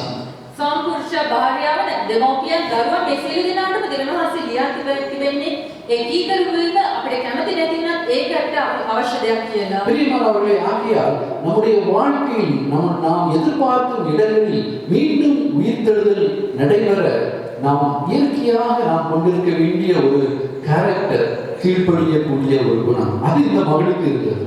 මේ කීකරු වීම ගතිගුණ අනිවාර්යයෙන් අපිට කිය යුතු දෙයක්. මේ ස්ත්‍රියට මේ ස්ථානයේ ඇති තිබුණා එක. நான்காவதாக இந்த மகளுக்கு இருந்த ஒரு குணம் 12வது வசனத்தில் எழுதப்பட்டிருக்கிறது. හතර වෙනුවට මේ මෑට තිබුණා වූ ගතිගුණ මේ 12 වචනේ ලියා තිබෙනවා. இப்போ தண்ணி கொண்டு போறதுக்கு இந்த ஏழை விதவி போகும் பொழுது அடுத்த ஒரு கண்டிஷனையும் சேர்க்கிறது. වතුර ගෙනෙන්න යන විටදී තවත් කන්ඩිෂන් එකක් ඇට දෙනවා. அப்படியே கொஞ்சம் தோசையும் சுட்டு எடுத்துட்டு வா, එහෙමම ගිහිල්ලා දෝසෙකුත් හදාගෙන ඉන්න කියලා. இல்லையா? இதை சொன்ன உடனே, இந்த வார்த்தையை கேட்ட உடனே அவ நீ என்ன சொல்ற பாருங்க, அந்த ஏழு மகள் අය ඒක දෙන්නව පිළිතුරු අපිට බලන්න පුළුවන්. அதற்கு அவர் 12வது வசனத்துல பானையில் ஒரு பிடி மாவும் கலயத்தில் கொஞ்சம் எண்ணெயுமே அல்லாமல் என்னிடத்தில் ஒரு அடையும் இல்லை என்று தேவனாகிய கர்த்தருடைய ஜீவனை கொண்டு சொல்லுகிறேன், இதோ நானும் என் குமாரனும் அவனுக்கும் ஆயத்தப்படுத்துவதற்கு இரண்டு விறகு பொறுக்கிறேன் என்றாள். 12 වචනය. இந்த சம்பவத்துல எனக்கு சாப்பாடு கொண்டு வான்னு எலியா சொன்ன உடனே தன்னுடைய வீட்டு நிலைமையை அப்படியே அவள் தான் எப்படிப்பட்ட ஒரு நிலைமையில் இருக்கிறேன் என்று நேரடியாக எலியாவிடம் இந்த காரியத்தை அவர் சொல்லி விடுகிறார். ඒ ස්ථානයේ එලියා තමයි කන පිටස රොටියක් ගේන්න කියලා කිව්වම එය තමයි නිවසේ තිබෙනව ඒ සිටුේෂන් එක ඒ ආකාරයෙන් උන්ට පවසනවා. அவருடைய நிலைமையை, இருக்கின்ற நிலைமையை இல்லாத நிலைமையாகவோ அல்லது இல்லாத நிலைமையை இருக்கிற நிலைமையாகவோ மாய்மாலத்தை காட்டவில்லை. තමන් සිටිනා වූ සිටුේෂන් එක මාරු කරලා පෙන්වුවේ නැහැ. தன்னை தானாக அப்படியே எலியாவுக்கு முன்பதாக அவள் உண்மை உள்ளவளாக காட்டுகிறார். තමන් සිටිනා සිටුේෂන් එකේ තියෙන ප්‍රකාරයෙන්ම ඔහු පිළිගනු කරනවා. பிரியமானவர்களே, இயற்கையாகவே மனிதனுக்கு இந்த ஆக்ட் பண்ற வேலை ரொம்ப டேலண்டடா இருக்கும். සාමාන්‍යයෙන් නැචරලිව මනුෂ්‍යයන්ට රඟ දක්වන්නා වූ රඟපාන්නා වූ ගතිවල නිකම්ම එනවා. தேவன் ஊழியத்தை செய்வது இயேசுவானவர் மீண்டும் மீண்டும் கடிந்து கொண்டு சொன்ன ஒரு பாவம் மாய்மாலம். දෙවියන් වහන්සේ ඇවිල්ලා නැවත නැවත ඇවිල්ලා කරවඩු කරලා කිව්වා වූ ඒක දෙයක් ඇවිල්ලා මායාව. மாய்மாலக்காரர்னா என்ன பரிசுத்தமான வேடை போட்டுட்டு என்ன செய்யாத, பரிசுத்துக்கு நீ எதிர்மாறையாக வாழ்கின்ற ஒருவர் பரிசுத்த வேடத்தை போகும்பொழுது தேவன் அதை மிகவும் அதிகமாக வெறுக்கின்ற குணமாக இருக்கின்றது. ඒ මායාව කියන්නේ කුමක්ද නම් ශුද්ධ ජීවිතයක් ගත කරනවා වගේ එළියට පෙන්වාගෙන පිටිපස්ස වෙනස් ආකාරව ජීවිතයක් ගත කරනවා පිළිකුල් ஆகிய இருக்கிறதை இருக்கிறதாக சொல். உன்னுடைய நிலைமையை நீ உண்மையாக இருக்க வேண்டும் என்று தேவன் நம்மிடம் ஒவ்வொரு கிறிஸ்தவ பிள்ளைகளையும் அதிகமாக எதிர்பார்க்கின்றார். දෙවියන් වහන්සේ ක්‍රිස්තියානි දරුවන්ගෙන් බලාපොරොත්තු වෙනවා තියෙන දේ තියෙන විදිහට කියන්න හරියාකාරව ජීවිතයක් ගත කරන්න. என்னதான் நிலைமை வீட்டுல மோசமா இருந்தாலும் அதை அதை அதை வெளிக்காட்டாதபடி தன்னை அல்லது கர்த்தருடைய சமூகத்துக்கு முன்பதாக கூட தன்னை தன்னுடைய மனதை திறக்காதபடி ஒரு ஒரு ஒரு மாயமான உண்மை இல்லாத நிலைமையில் நாம் நடிகர்களாக மாறும் பொழுது தேவன் நம்முடைய வாழ்க்கையில் உயிர்த்தெழுதலை கொண்டு வர இயலாது. අපි දෙවියන් වහන්සේගේ අභිමුඛයේ අපේ නිවස තුළ තිබෙන ඇත්ත සිටුේෂන් එකේ ආකාරයෙන් අපි පිළිබිඹු කරන්න බැරි විදිහට අපි රඟපානවා නම් දෙවියන් වහන්සේට අපේ ජීවිතය තුළ වෙනස්කමක් කරන්න බැහැ. அவளுடைய நாலாவதாக அவளுடைய வாழ்க்கை அவள் சொன்ன காரியங்களை வைக்கும் பொழுது அவள் எப்படிப்பட்ட ஒரு மாய்மாலம் இல்லாத ஒரு உண்மையுள்ள மகளாக இருந்திருக்கிறாள் என்பதை நாம் காண முடிகிறது. හතර වෙනුවට අපි මේ 12 වෙනි වචනයට අනුව අපිට දකින්න පුළුවන් මේ ජීවිතයේ වෙනස් ආකාරයෙන් මායාවකින් ජීවත් වෙන්නේ නැතුව රඟ දක්වන්නේ නැතුව හරි විදිහට වෙනස් අතර සිටියා. ஐயா, நம்முடைய வாழ்க்கையிலும் தேவனுக்கு முன்பதாகவும் மனிதர்களுக்கு முன்பதாகவும் நம்முடைய உறவுகளுக்கு முன்பதாகவும் நம்முடைய எல்லா விதமான சூழலுக்கு முன்பதாகவும் ஒரு உண்மையுள்ள அதான் தேவன் அடிக்கடி சொல்வார், உண்மையை உண்மைன்னு சொல்லு, பொய்ய பொய் இல்லாம இல்லைன்னு சொல்லு, அவ்வளவுதான். ඒ නිසා තමයි දෙවියන් වහන්සේගේ රඟපාන්න බෑ. තියෙන දේ තියෙන විදිහට නැති දේ නැති විදිහට පවසන්න. அப்படிப்பட்ட ஒரு உண்மையுள்ள வாழ்க்கையை வாழும் பொழுது தேவன் நம்முடைய வாழ்க்கையில் உயிர்த்தெழுதலை கொடுக்கிற வல்லவராக இருக்கிறார். ඒ ආකාරව ජීවිතයක් ගත කරන විදිහට ස්වාමීන් වහන්සේට පුළුවන් අපේ ජීවිතයේ නැවත නැගිටීමක් කරන්න. ஐந்தாவதாக இந்த பெண்ணை பார்க்கும் பொழுது அதே வசனம் தான் 12வது வசனம். පස්වනුවට ඒ 12 වෙනි වචනේම அவள் சொல்லுகிறாள், ඒ පවසන ස්ථානයේ இதோ கடைசியில் எழுதுகிறார், இதோ நானும் என்னுடைய குமாரனும் சாப்பிட்டு செத்து போக அதை எனக்கும் அவனுக்கும் ஆயத்தப்படுத்துவதற்கு 2 விறகு பொறுக்குகிறேன் என்று சொல்கிறார். ඒවා මා සහ මාගේ පුත්‍රයන්ති කාලා නැසින පිණිස ඒවා සාදා ගන්න දර කැලි දෙකක් අවුලමී කීවාය. பாருங்க, இங்க இப்படிப்பட்ட இன்னும் 2 நாள்ல மரித்து போகக்கூடிய சூழ்நிலையில் நாம ஒருத்தர் யாரும் இருப்பீங்கன்னு நான் நம்புறேன். මම විශ්වාස කරන්නේ කවුරුත් දවස් දෙකකින් අපි මැරෙන්න යනවා කියන ඒ ආකාර සිටුේෂන් එකක ඉන්නවා කියලා. நாளைக்கு சாப்பிடுறதுக்கு ஒண்ணும் இல்லை, நானும் நம்ம பிள்ளைங்க இன்னும் 2-3 நாள்ல இறந்து போவோங்கிற இப்படிப்பட்ட சூழ்நிலையில கர்த்தருடைய கிருபையினால நமக்கு ஒருவரும் இருக்கின்ற நிலைமை இல்லாதவர்களாக இருக்கிறவர்களே நான் நம்புகிறேன். මම විශ්වාස කරන මේ ස්ථානයේ කවුරුත් හෙට දවසේ කිසිම දෙයක් නෑ අපි මේ යන්න යනවා කියලා ඒ ආකාර සිටුේෂන් එකක ඉන්නවා කියලා. ஆனா அந்த நிலைமையில அவர் என்ன செய்யறாரா, விறகு பொறுக்க வேலைக்கு போறார். නමුත් ඒ ආකාර වූ සිටුේෂන් එකක උනත් අය ඇවිල්ලා ඒ දර අකුලන්ට යනවා. நானா இருந்தா என்ன யோசிப்பேன், சாக போறோம். මම නම් මොනවාද කල්පනා කරලා ඇත්තේ කොහොමද මම මැරෙන්නේ. நாளைக்கு செத்தாரு, இன்னைக்கு செத்தாரு. ඒක හෙට මැරුණොත් මොකෝ අද මැරුණොත් මොකෝ. இல்லையா, எங்க பானையில ரோடுதான் ஒரு பிடி மாவும் இருக்கு, இவ்வளவு என்னதான் இருக்குது. මුට්ටිය ඇවිල්ලා ඒක මිටක් තමයි පිටි වෙන්නේ, පොඩ්ඩක් තෙල් පහනයි අපිට වෙන්නේ. நாளைக்கு நாளைக்கு அல்லது அடுத்த வாரம் நமக்கு சாப்பாடு கிடைக்குங்கிற எந்த ஒரு நம்பிக்கையும் இல்லை. ඒක නැත්නම් ලබන සතිය අපේ කෑම හම්බ වෙයි කියලා කිසිම විදිහකින් විශ්වාසයක් නැහැ. அவளே மனம் திறந்து சொல்லிட்டா, ஒண்ணுக்கும் வழி இல்லை, எல்லா பக்கம். ஏன்னா தேசத்துல கொடுமையான பஞ்சம். ඇයම මේ මුඛය විවර කරලා පවසනවා මක්නිසා නිසාද ජීවත් වුණා ඒ දේශයේ සාගතයක් තිබුණා. பாருங்க, நம்ம எவ்வளவு ஒரு ஆசீர்வதிக்கப்பட்ட தேசத்தில் வாழ்ந்து வருகிறோம். අපි කොතරම් ආශිර්වාදවත් දේශයක ජීවත් වෙනවද කියලා කල්පනා කරලා எவ்வளவு බලන්න. நன்றி உள்ளவர்களாக இருக்க வேண்டும். අපි කෙතරම් කෙලෙහිගුණ ඇති මනුෂ්‍යයන් ලෙස ජීවත් විය යුතුද? அதாவது வருத்தப்படுறதுக்கு கவலைப்படுறதுன்னா இந்த சகோதரி போகிறதுனா உண்மையான கவலை. මේ සහෝදරය යන්නා මාර්ගය තමයි ඇත්තටම දුක් විය යුතු මාර්ගය.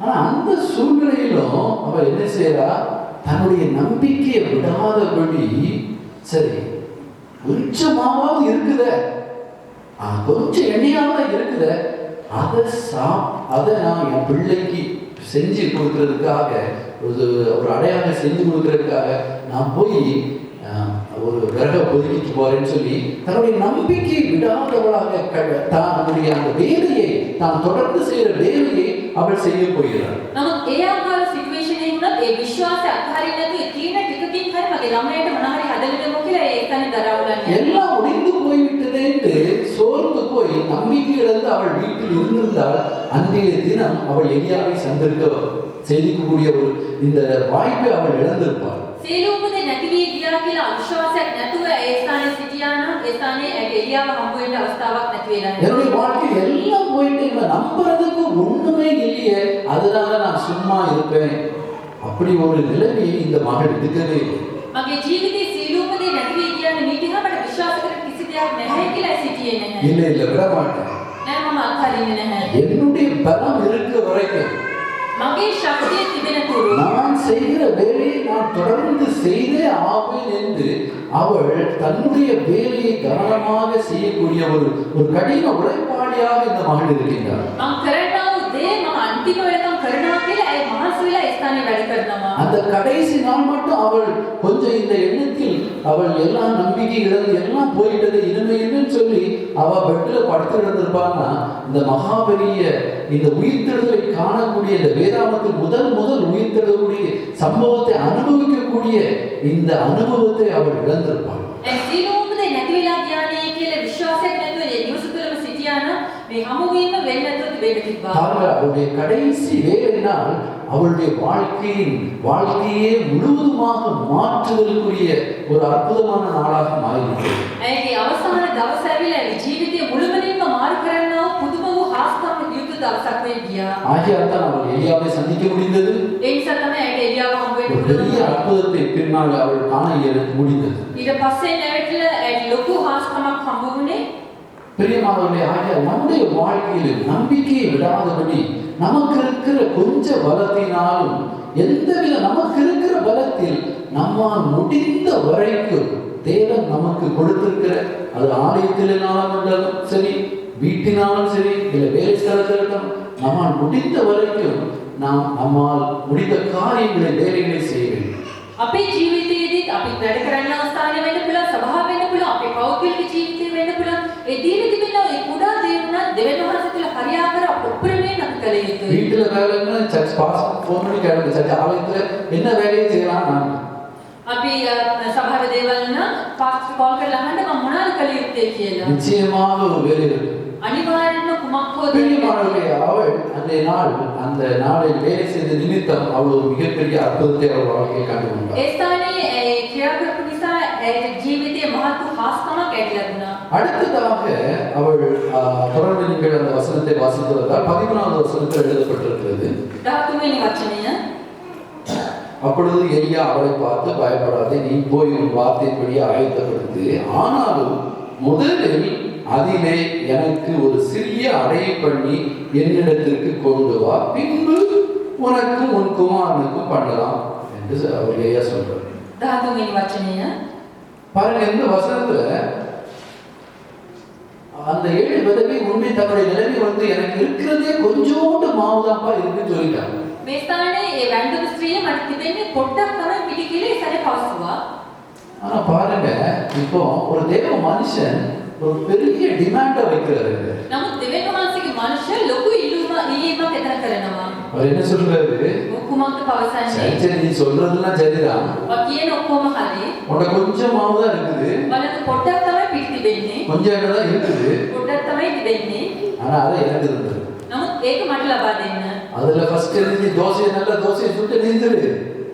எனக்கு ඒකට ප්‍රථමයෙන්ම තෝසයක් හදලා මට ගෙනල්ලා දෙන්න. கர்த்தர் சில சமயங்களில் நம்ம வாழ்க்கையில நமக்கு தான் கொண்டு போகிறார். ස්වාමීන් වහන්සේ සමහරක් වෙලාවට ඒ ආකාරයෙන් තමයි අපේ ජීවිතේ ගෙනියන්නේ. பார்க்க போனா இது ஒரு ஒரு ஒரு ஒரு இது ஒரு நாட் a fair request நமக்கு இயற்கையா தோணும்.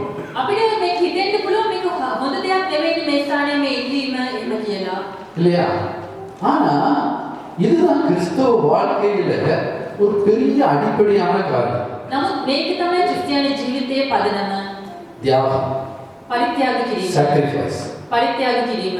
தேவன் தன்னை முழு தியாகமா கொடுத்ததுனால தன்னுடைய பிள்ளைகளும் தனக்காக வாழ்வர்களாக இல்லை, மற்றவர்களுக்காகவும் தியாக உணர்வோடு வாழ வேண்டும் என்ற ஒரு அடிப்படை எண்ணத்தை நாம் ஒவ்வொருவரும் கொண்டவர்களாக இருக்க வேண்டும். ස්වාමීන් වහන්සේ තමන්ගේ ජීවිතය අප වෙනුවෙන් ජීවත් වෙලා ඒ කරපු පරිත්‍යාගය නිමිත්තෙන් දෙවියන් වහන්සේ අපිට බලාපොරොත්තු වෙන වහන්සේගේ දරුවන් නියාකාරව ජීවිතයක් ගත කිරීම. இந்த இடத்துல எலியா கேட்கிறது மூலமாக தேவன் நமக்கு கற்றுக் கொடுப்பது என்ன? தியாகம் இல்லாத இடத்துல கிறிஸ்துவம் இல்லை, கிறிஸ்து இல்லாத இடத்துல நம்ம இருக்க முடியும். මේ ස්ථානේ දෙවියන් වහන්සේ අපිට කුමක්ද කියලා දෙන්නේ නම් පරිත්‍යාග කරන්න නැති ස්ථානවල ක්‍රිස්තියානි මිනිස්සෙක් නෑ කියලා. தேவன் தன்னை முழுவதுமாக தியாக பலியாக, அதைத்தான் நாம் அடுத்த வாரத்தில் தியானிக்க போறோம். தியாகமாக கொடுத்திருக்கும் பொழுது அவருடைய சாயலாக படைக்கப்பட்டிருக்கிற நாம் அவருடைய தியாக எண்ணத்தை கொண்டவர்களாக வாழ அழைக்கப்பட்டிருக்கிறோம். දෙවියන් වහන්සේ මුළුමනින්ම තමන්ව අපි වෙනුවෙන් පරිත්‍යාග කරලා තිබෙන විදිහදී ඒ ආකාරව පරිත්‍යාගශීලී ජීවිතයක් ගත කරන පිටස ඔබ කැඳවා තිබෙනවා. அந்த தியாகம் இருக்கிற இடத்துல தான் கிறிஸ்துவின் நாமம் மகிமைப்பட முடியும். ඒ පරිත්‍යාගයේ තියෙන ස්ථානයේ තමයි සම්මානහස්ගේ නාමය ඇතුළේ මහිමයට පත් විය හැකියි. அங்குதான் உயிர்த்தெழுதல் நடைபெற முடியும். ඒ ස්ථානයේ තමයි නැවත නැගිටීමක් පිවිදීමක් ඇති විය හැකියි. பாருங்க, இது இந்த இடத்துல எலியா கேட்டது ஒரு இயற்கைக்கு ஒரு அப்பாற்பட்ட ஒரு பெரிய ரெக்வெஸ்ட் மாதிரி இருந்தாலும் அந்த சகோதரனுடைய வாழ்க்கையில் தேவன் எதை எதிர்பார்க்கிறார் என்பதை நாம் கற்றுக்கொள்ள முடிகிறது. එළිය කෙරුවම මේ ඉහිම ඇවිල්ලා අපේ ස්ථානේ හරි දෙයක් නොවේ වුණත් ඒ ස්ත්‍රීගේ ජීවිතය කුමක්ද ඉනගත්තේ කියලා අපිට දැනගන්න පුළුවන්. பாருங்கள், ஆபிரகாம் ஈசாக்கை பலியிட கொண்டு போறது ஒரு பெரிய தியாகமான காரியம். ආබ්‍රහම් ඊසාක පූජා කරන පිණිස ගෙනියනම ඒක මහත් වූ පරිත්‍යාගයක්. ஒருவேளை ஆட்டு மந்தையில ஒரு 10,000 மாட்டை அடி, இல்ல எனக்கு உன் செல்வத்துல இவ்வளவு கொண்டு வாங்க கூட ஆபிரகாம் ரொம்ப ஈஸியா கொண்டு கொடுத்துருக்க முடியும். ඒ දෙවියන් වහන්සේ ඇවිල්ලා ඔබේ එළු බැටළු රටවල් වලින් 10,000ක් මට පූජා කරන්න නැත්නම් ඔබේ වස්තුවෙන් මට භාගයක් දෙන්න කියලා කිව්වනම් ඒක ලේසි පහසු දෙයක්. ஆனா பாருங்க, தேவன் நம்முடைய வாழ்க்கையில் அவர் ஆபிரகாம் சொன்ன வார்த்தை உங்களுக்கு எல்லாருக்கும் தெரியும். உனக்கு ஒரே பிரியமானவன், உன்னுடைய நேசகுமாரன். அவர் எவ்வளவு அதை இன்வைட் பண்றாரு பண்ணி அவனை நினைச்சு எனக்கு பலியிடு. නමුත් ස්වාමීන් වහන්සේ ඒ ස්ථානේ ඔබේ ප්‍රිය වූ ඔබේ ප්‍රේමවත් එකම පුත්‍රයාව මට පූජා කරන්න කියලා ඒ ස්ථානේ ඉල්ලනවා. எந்த இடத்துல தியாகம் இல்லையோ நாம் கிறிஸ்துவை ரிப்ளிகேட் பண்ணலன்னு அர்த்தம். කොයි ස්ථානේ පරිත්‍යාගය නැත්ද ඒ ස්ථානේ දෙවියන් වහන්සේ පිළිබිඹු කරන්නේ නැහැ. தியாகப்படாத கிறிஸ்தவ வாழ்க்கை நாம் வாழ்ந்தால் உண்மையில் நம்மை நாமே ஏமாற்றிக் கொள்கிறோம். පරිත්‍යාගශීලී නොවුනව ක්‍රිස්තියානි ජීවිතයක් අපි ගත කරනවා නම් අපි අපිවම ඇවිල්ලා රවට්ට ගන්නවා. ஏன்னா இது ஒரு கிறிஸ்தவனுக்கு இருக்க வேண்டிய ஒரு அடிப்படை குணம். මක්නිසාද මේක ක්‍රිස්තියානි මනුෂ්‍යයන්ට තිබිය යුතු එක ආරම්භයක පදනමක්. குடும்பத்தில் பலவிதமான சூழலில் நாம் காயப்படுகிறவர்களாக இருக்கின்றோம். අපි පවුල තුළ ගොඩාක් සිටුේෂන් වල අපි ඇවිල්ලා වේදනාවට පත් වෙනවා. ஒருவருக்கு ஒருவர் சொல்லும் பேச்சுகளினால், එකිනෙකනට අපි කියා ගන්නවා වචන செயல்களினால், අපේ ක්‍රියාවලින් வேலை செய்கிற இடங்களில், අපි වැඩ කරන ஆலயத்திலும் கூட සභාවේ පවා எத்தனையோ வித சூழ்நிலையில் நாம் காயப்படுகின்றோம். ගොඩාක් සිටුේෂන් වල අපි වේදනාවට තුවාලයට ලක් වෙන්න පුළුවන්. ஆனால் அதை தியாகமாக ஏற்று பொறுத்து நாம் அதற்கு நாம் அதை ரியாக்ட் பண்ணாதபடி நாம் அதை ஏற்று அதை தியாகமாக ஏற்றுக்கொள்ளும் பொழுது தேவன் அதை அங்கீகரிக்கிறவராக இருக்கிறார். නමුත් ඒක පරිත්‍යාගයක් ලෙස අපි බාර ගන්න විදිහට දෙවියන් වහන්සේ ඒක බාර ගන්නවා. அது தேவனுக்கு ஒரு பிரியமான பலி. ඒක දෙවියන් වහන්සේට ප්‍රිය වූ පූජාවක්. தியாக பலி. ඒ පරිත්‍යාග කිරීමේ පූජාව. ஏனென்றால் அவர் அந்த தியாகத்தை நமக்கு சிலுவையில் நமக்காய் செய்தார். මක්නිසාද උන්වහන්සේ පරිත්‍යාගය අප වෙනුවෙන් කුර්සියේ උන්වහන්සේ ඉෂ්ට කෙරුවා. அப்படியானால் நாம் நம்முடைய வாழ்க்கையில் எவ்வளவு தியாக பலியை நாம் அவருக்காக செய்ய வேண்டும். එසේනම් අපේ ජීවිතයේ අපි කොතරම් දුරට දෙවියන් වහන්සේ වෙනුවෙන් පරිත්‍යාග කළ යුතුයිද? அதனால்தான் அவர் புதிய ஏற்பாடு இயேசுவானவர் ஒரு இந்த உவமைகளை சொல்லும்போது 2 காசு போட்டவரை காணிக்கையா போட்டவளை என்ன சொல்றாரு, உயர்த்தி சொல்றாரு. ඒ නිසා තමයි ස්වාමීන් වහන්සේ උපමාවලින් කතා කරමින් සිටින විදිහේ ඒ කාසි දෙකක් තිබ්බා වූ ඒ ස්ත්‍රිය ගැන උසස් ලෙස කතා කරන්නේ. 1000 பவுண்ட் வாங்க போச்சுல 1 பவுண்ட் காணிக்கையா போடுறது நம்ம எந்த ஒரு தியாகம் அது நம்மள பாதிக்காது. අපි පවුන්ඩ් 1000ක් ලබා ගන්න විදිහේ එක පවුමක් දෙන එක ඇවිල්ලා ඒක පරිත්‍යාගයක් නෙවෙයි. ஆனா ஒரு காணிக்கை குறிப்பிட்ட காணிக்கை கூட அது நம்மள பாதிக்குன்னா அது நம்மள தியாகம்.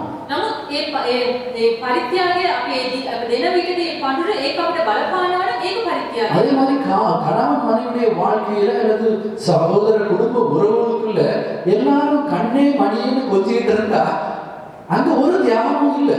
අපි සාම්පුරුෂ භාර්යාව තුල වුණත් අපේ ප්‍රිය වූ සාම්පුරුෂව ඒ ආකාරයෙන් කතා කරනකොට ඒකේ පරිත්‍යාගයක් නැහැ. ஆனா எந்த இடத்துல நாம் உரசப்படுறோமோ இல்லையா, தேவன் ஆலயத்துல நமக்கு அதான் கொண்டு வைத்திருக்கிறார்.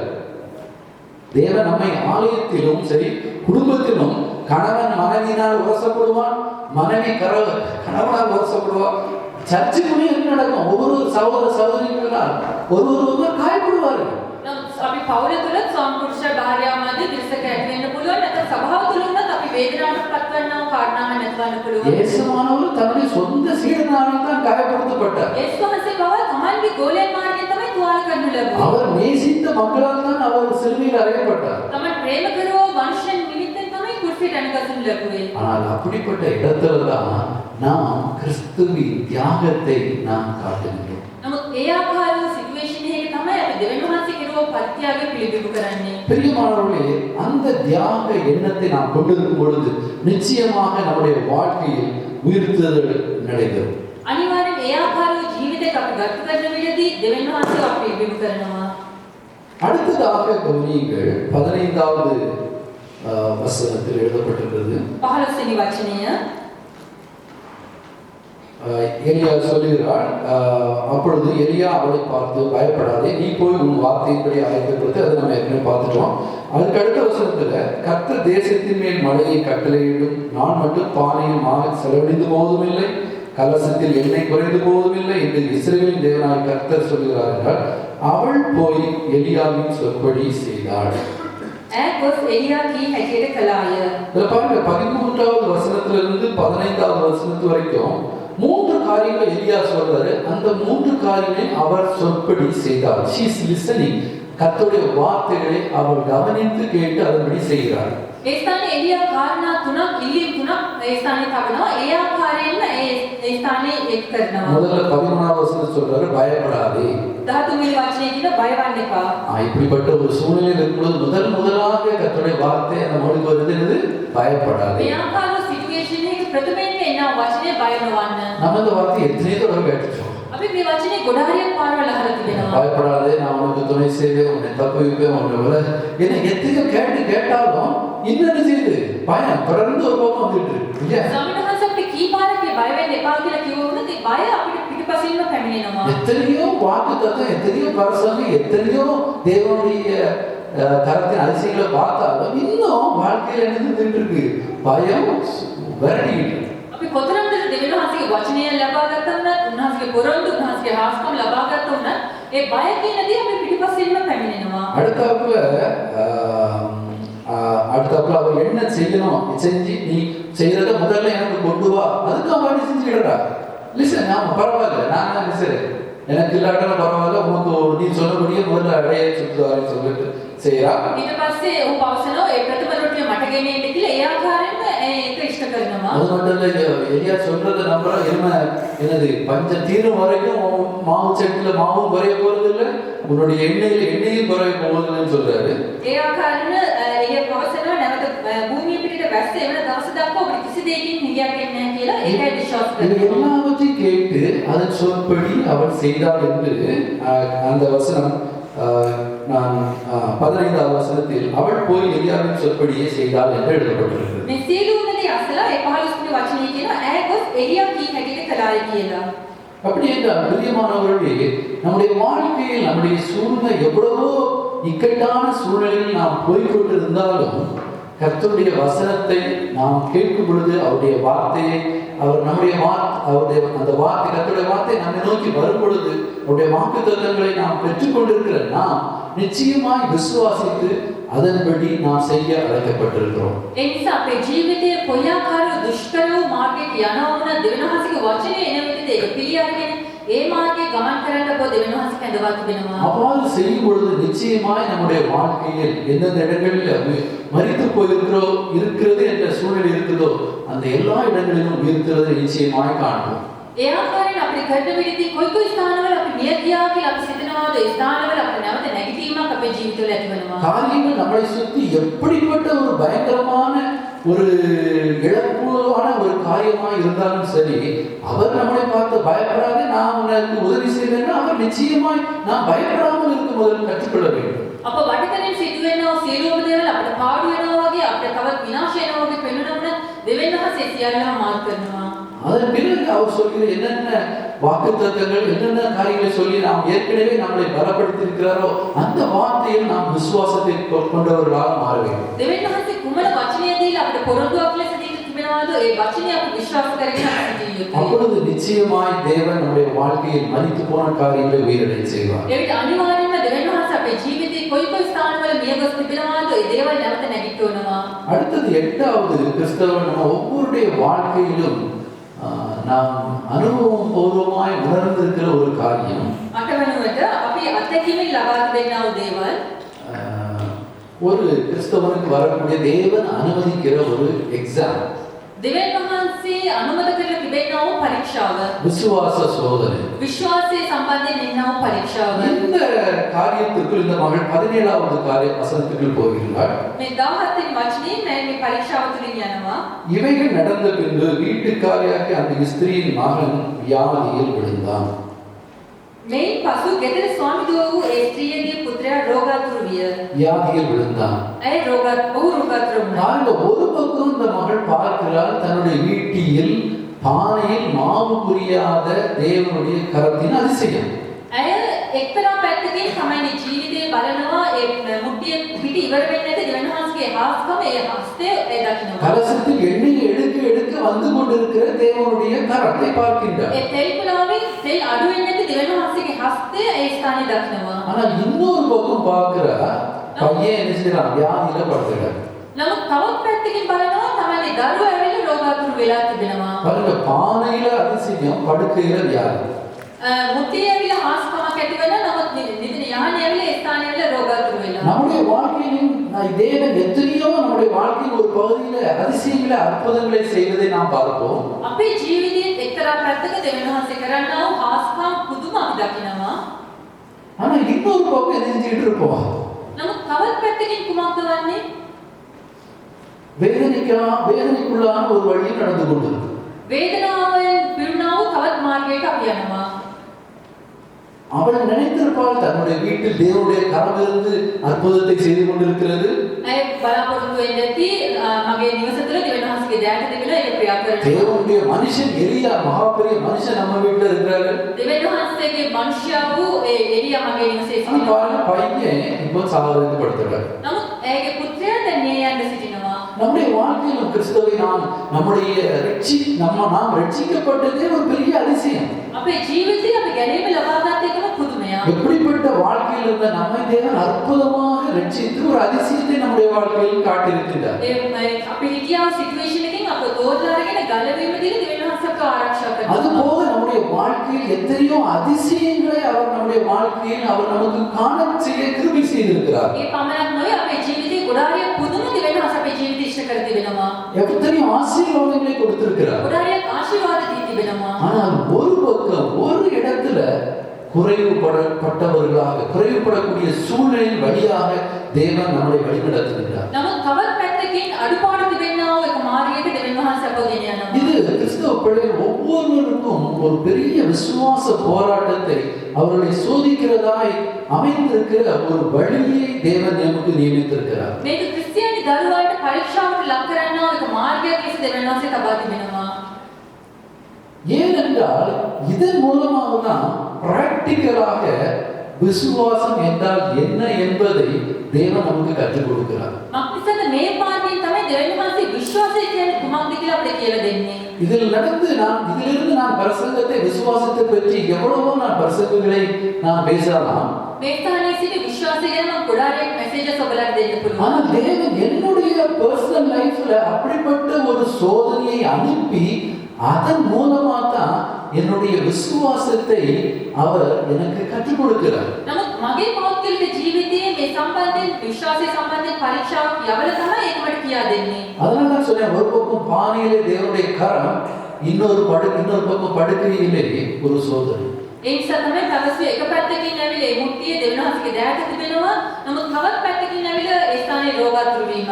இது வந்து இந்த விசுவாச போராட்டத்தை தேவன் அனுமதிக்கின்றார். මේ විශ්වාසයේ පොරබැදීමේ පරීක්ෂාව දෙවියන්වහන්සේ අනුමත කර තිබෙනවා. கடைசியில் பாருங்கள், அவள் எந்த காரியத்தில் நம்பியிருந்தாலோ எல்லாம் முடிந்து போய், அந்த வசனம் சொல்கிறது, அதே வசனம், அவருடைய சுவாசம் போகும் மட்டும் அவருடைய வியாதி அதிகரித்தது. ඒ ස්ථානයේ පවසනවා ඔහුගේ තුල හුස්ම නැති වෙන තරමට ඔහුගේ රෝගය බලවත් වුණා කියලා.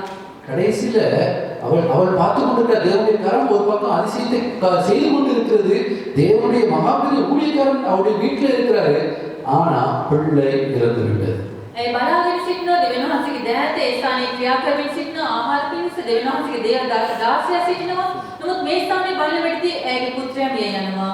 இது விசுவாச போராட்டத்தின் உச்சகட்டம், ஃபைனல் டே. මේ විශ්වාස ජීවිතයේ මේ පොරබැදීමේ උච්චතම අවස්ථාව මේක තමයි. அவள் தேவனுடைய பிள்ளை, දෙවියන්වහන්සේගේ தேவனுடைய அற்புதத்தை கண்ட பிள்ளை, දෙවියන්වහන්සේගේ හාස්කම් දුටුවා දරුවේ, தேவனுடைய மனுஷன் இருக்கிற வீடு, දෙවියන්වහන්සේගේ මනුෂ්‍යයා සිටිනව නිවස. ஆனா பிள்ளை இறந்துச்சு. නමුත් දරුවා මිය ගියා.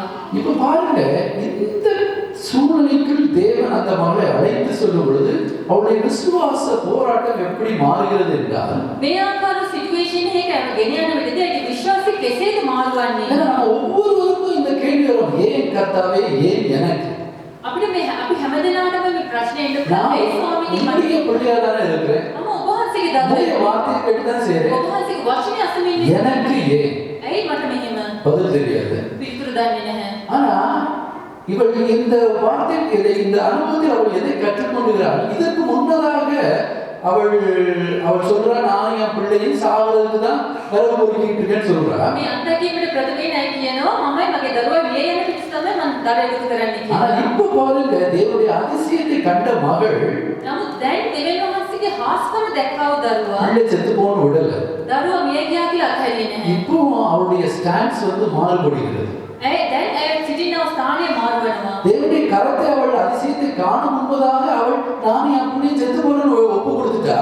ඇය දෙවියන් වහන්සේගේ දෑට දකින්න ප්‍රථමයෙන් මමයි මගේ දරුවා මිය යනවා කියලා බාර දුන්නා. ஆனா தேவன் இந்த வழியில், இந்த விசுவாச போராட்டத்தில் ஆசீர்வாதத்தை கொடுத்து அதிசயத்தை காண செய்து அவர் யார், தான் யார் என்று தனக்கு காட்டின பின்பு அப்படிப்பட்ட ஒரு நிலைமை வரும் பொழுது அவள் இப்பொழுது தன்னுடைய பிள்ளை மரித்து போக அவள் ஏற்றுக்கொள்ள தயாராக இல்லை.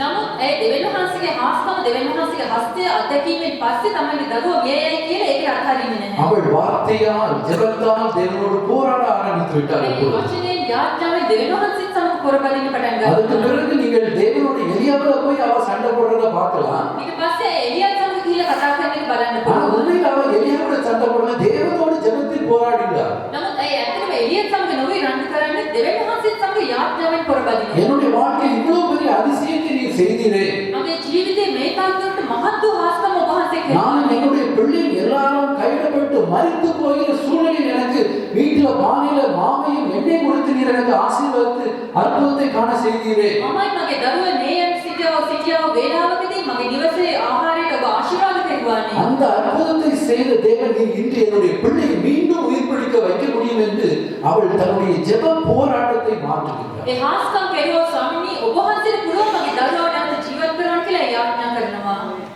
அந்த போராட்ட அனுபவத்தை அந்த மகள் அந்த வாழ்க்கையில் பெற்றுக்கொள்ள வேண்டும் என்றே தேவன் அந்த விசுவாச போராட்டத்தின் வழியாக நாம் ஒவ்வொருவரையும் தேவன் அழைத்து செல்வார். ඒ පොරබැදීලා ජය ගන්නවා ඒ අත්දැකීම ලබා ගන්න ඕනේ කියන නිසා තමයි දෙවියන් වහන්සේ අපේ ජීවිතේ ஒவ்வொருவரும் இன்றைய நாள் நம்மை வேதனைப்படுத்திக் கொண்டிருக்கும். ஒரு பக்கம் தேவனுடைய ஆசீர்வாதம் இருக்கிறது உண்மைதான், ஆனால் இன்னொரு பக்கம் நம்மளை வேதனைப்படுத்தும், குறைபடுத்தும் ஒரு காரியத்தை ஏனோ தேவன் அனுமதித்திருக்கிறார். அந்த காரியத்தில் நாம் அவரையே பிடித்துக் கொண்டு இதில் என்னுடைய வாழ்க்கையில் என்னுடைய ரட்சிப்பில் அதிசயத்தை செய்த தேவன் இந்த காரியத்திலும் நிச்சயமா உம்மால் விடுவிக்க செய்ய முடியும், அற்புதத்தை செய்ய முடியும் என்று தொடர்ந்து விசுவாசத்தில், தனிப்பட்ட விசுவாசத்தில் நாம் உயர்ந்த நிலைமைக்கு செல்ல தேவன் இதற்குள் அழைத்து செல்கின்றார். ඒ නිසා තමයි දෙවියන් වහන්සේ එක පැත්තකින් ඇවිල්ලා අපිට ජයග්‍රහණය දීලා තව පැත්තකින් එනවා ප්‍රශ්නවල අපිට යාඥා කරලා පොර බැදලා අපිට ජයග්‍රහණය ලබා ගන්න පුළුවන් කියලා මේ අත්දැකීම තුළ අපව ගෙන යන්නේ. மற்றபடி இந்த இடத்திலே ஏன் என்ற கேள்விக்கு யாரும் பதில் சொல்ல இயலாது. මක්නිසාද මේ සිටුේෂන් එකේ ඇයි කියන ප්‍රශ්නෙට පිළිතුරු දෙන්න කාටවත් බෑ. தேவனும் பதில் சொல்லவில்லை, දෙවියන් වහන්සේ පිළිතුරු දෙන්නේ නැහැ. எலியாவும் பதில் சொல்லவில்லை. එලියා පිළිතුරු දෙන්නේ නැහැ. ஆனால் அங்கு நடக்கிற காரியத்தை தேவன் ஒருவரே அறிவார். නමුත් ඒ ස්ථානයේ සිදුවන්නා වූ දේවල් දෙවියන් වහන්සේට පමණයි දන්නේ. ஏன் நான் பார்த்தாலும் இந்த இடத்துல ஒன்று தேவன் அந்த மகளுடைய வாழ்க்கையின் விசுவாசத்தில் ஒரு உச்சக்கட்ட நிலைமைக்கு அவளை கைப்பிடித்து செல்கின்றார். මක්නිසාද මම දන්න ප්‍රකාරයෙන් මේ ස්ථානයේ ඒ ජීවිතයේ විශ්වාසයේ උච්චතම අවස්ථාවට ඇරගෙන යනවා. ஏனென்றால் கிறிஸ்தவ வாழ்க்கையின் அடிப்படையே விசுவாசம் தான். ක්‍රිස්තියානි ජීවිතයේ පදනම ඇවිල්ලා විශ්වාසය තමයි. எத்தனை பில்லியன் இருந்தாலும் தேவனுடைய ராஜ்யத்துக்கு போக முடியாது, ஆனால் விசுவாசம் இருந்தால் தேவனுடைய ராஜ்யத்துக்கு போக முடியும். කොච්චරක් මිලමුදල් ඔබට තිබ්බත් දෙවියන් වහන්සේගේ රාජ්‍යයට යන්න බෑ. ඔබේ විශ්වාසය පමණයි ඔබ ඒකට ගෙන යන්නේ. முதலான அந்த அனுபவம். ප්‍රථමයෙන් ඒ අත්දැකීම. இன்னும் ஒன்று அந்த இடத்துல நீங்கள் நன்றாக கவனிப்பீர்கள், எலியா போகின்ற பாதை, இந்த தேவனுடைய மனுஷன் போகிற பாதை. දෙවනුවට අපි බලනවා නම් දෙවියන් වහන්සේගේ මනුෂ්‍යව එලියා යන්නව මාර්ගය.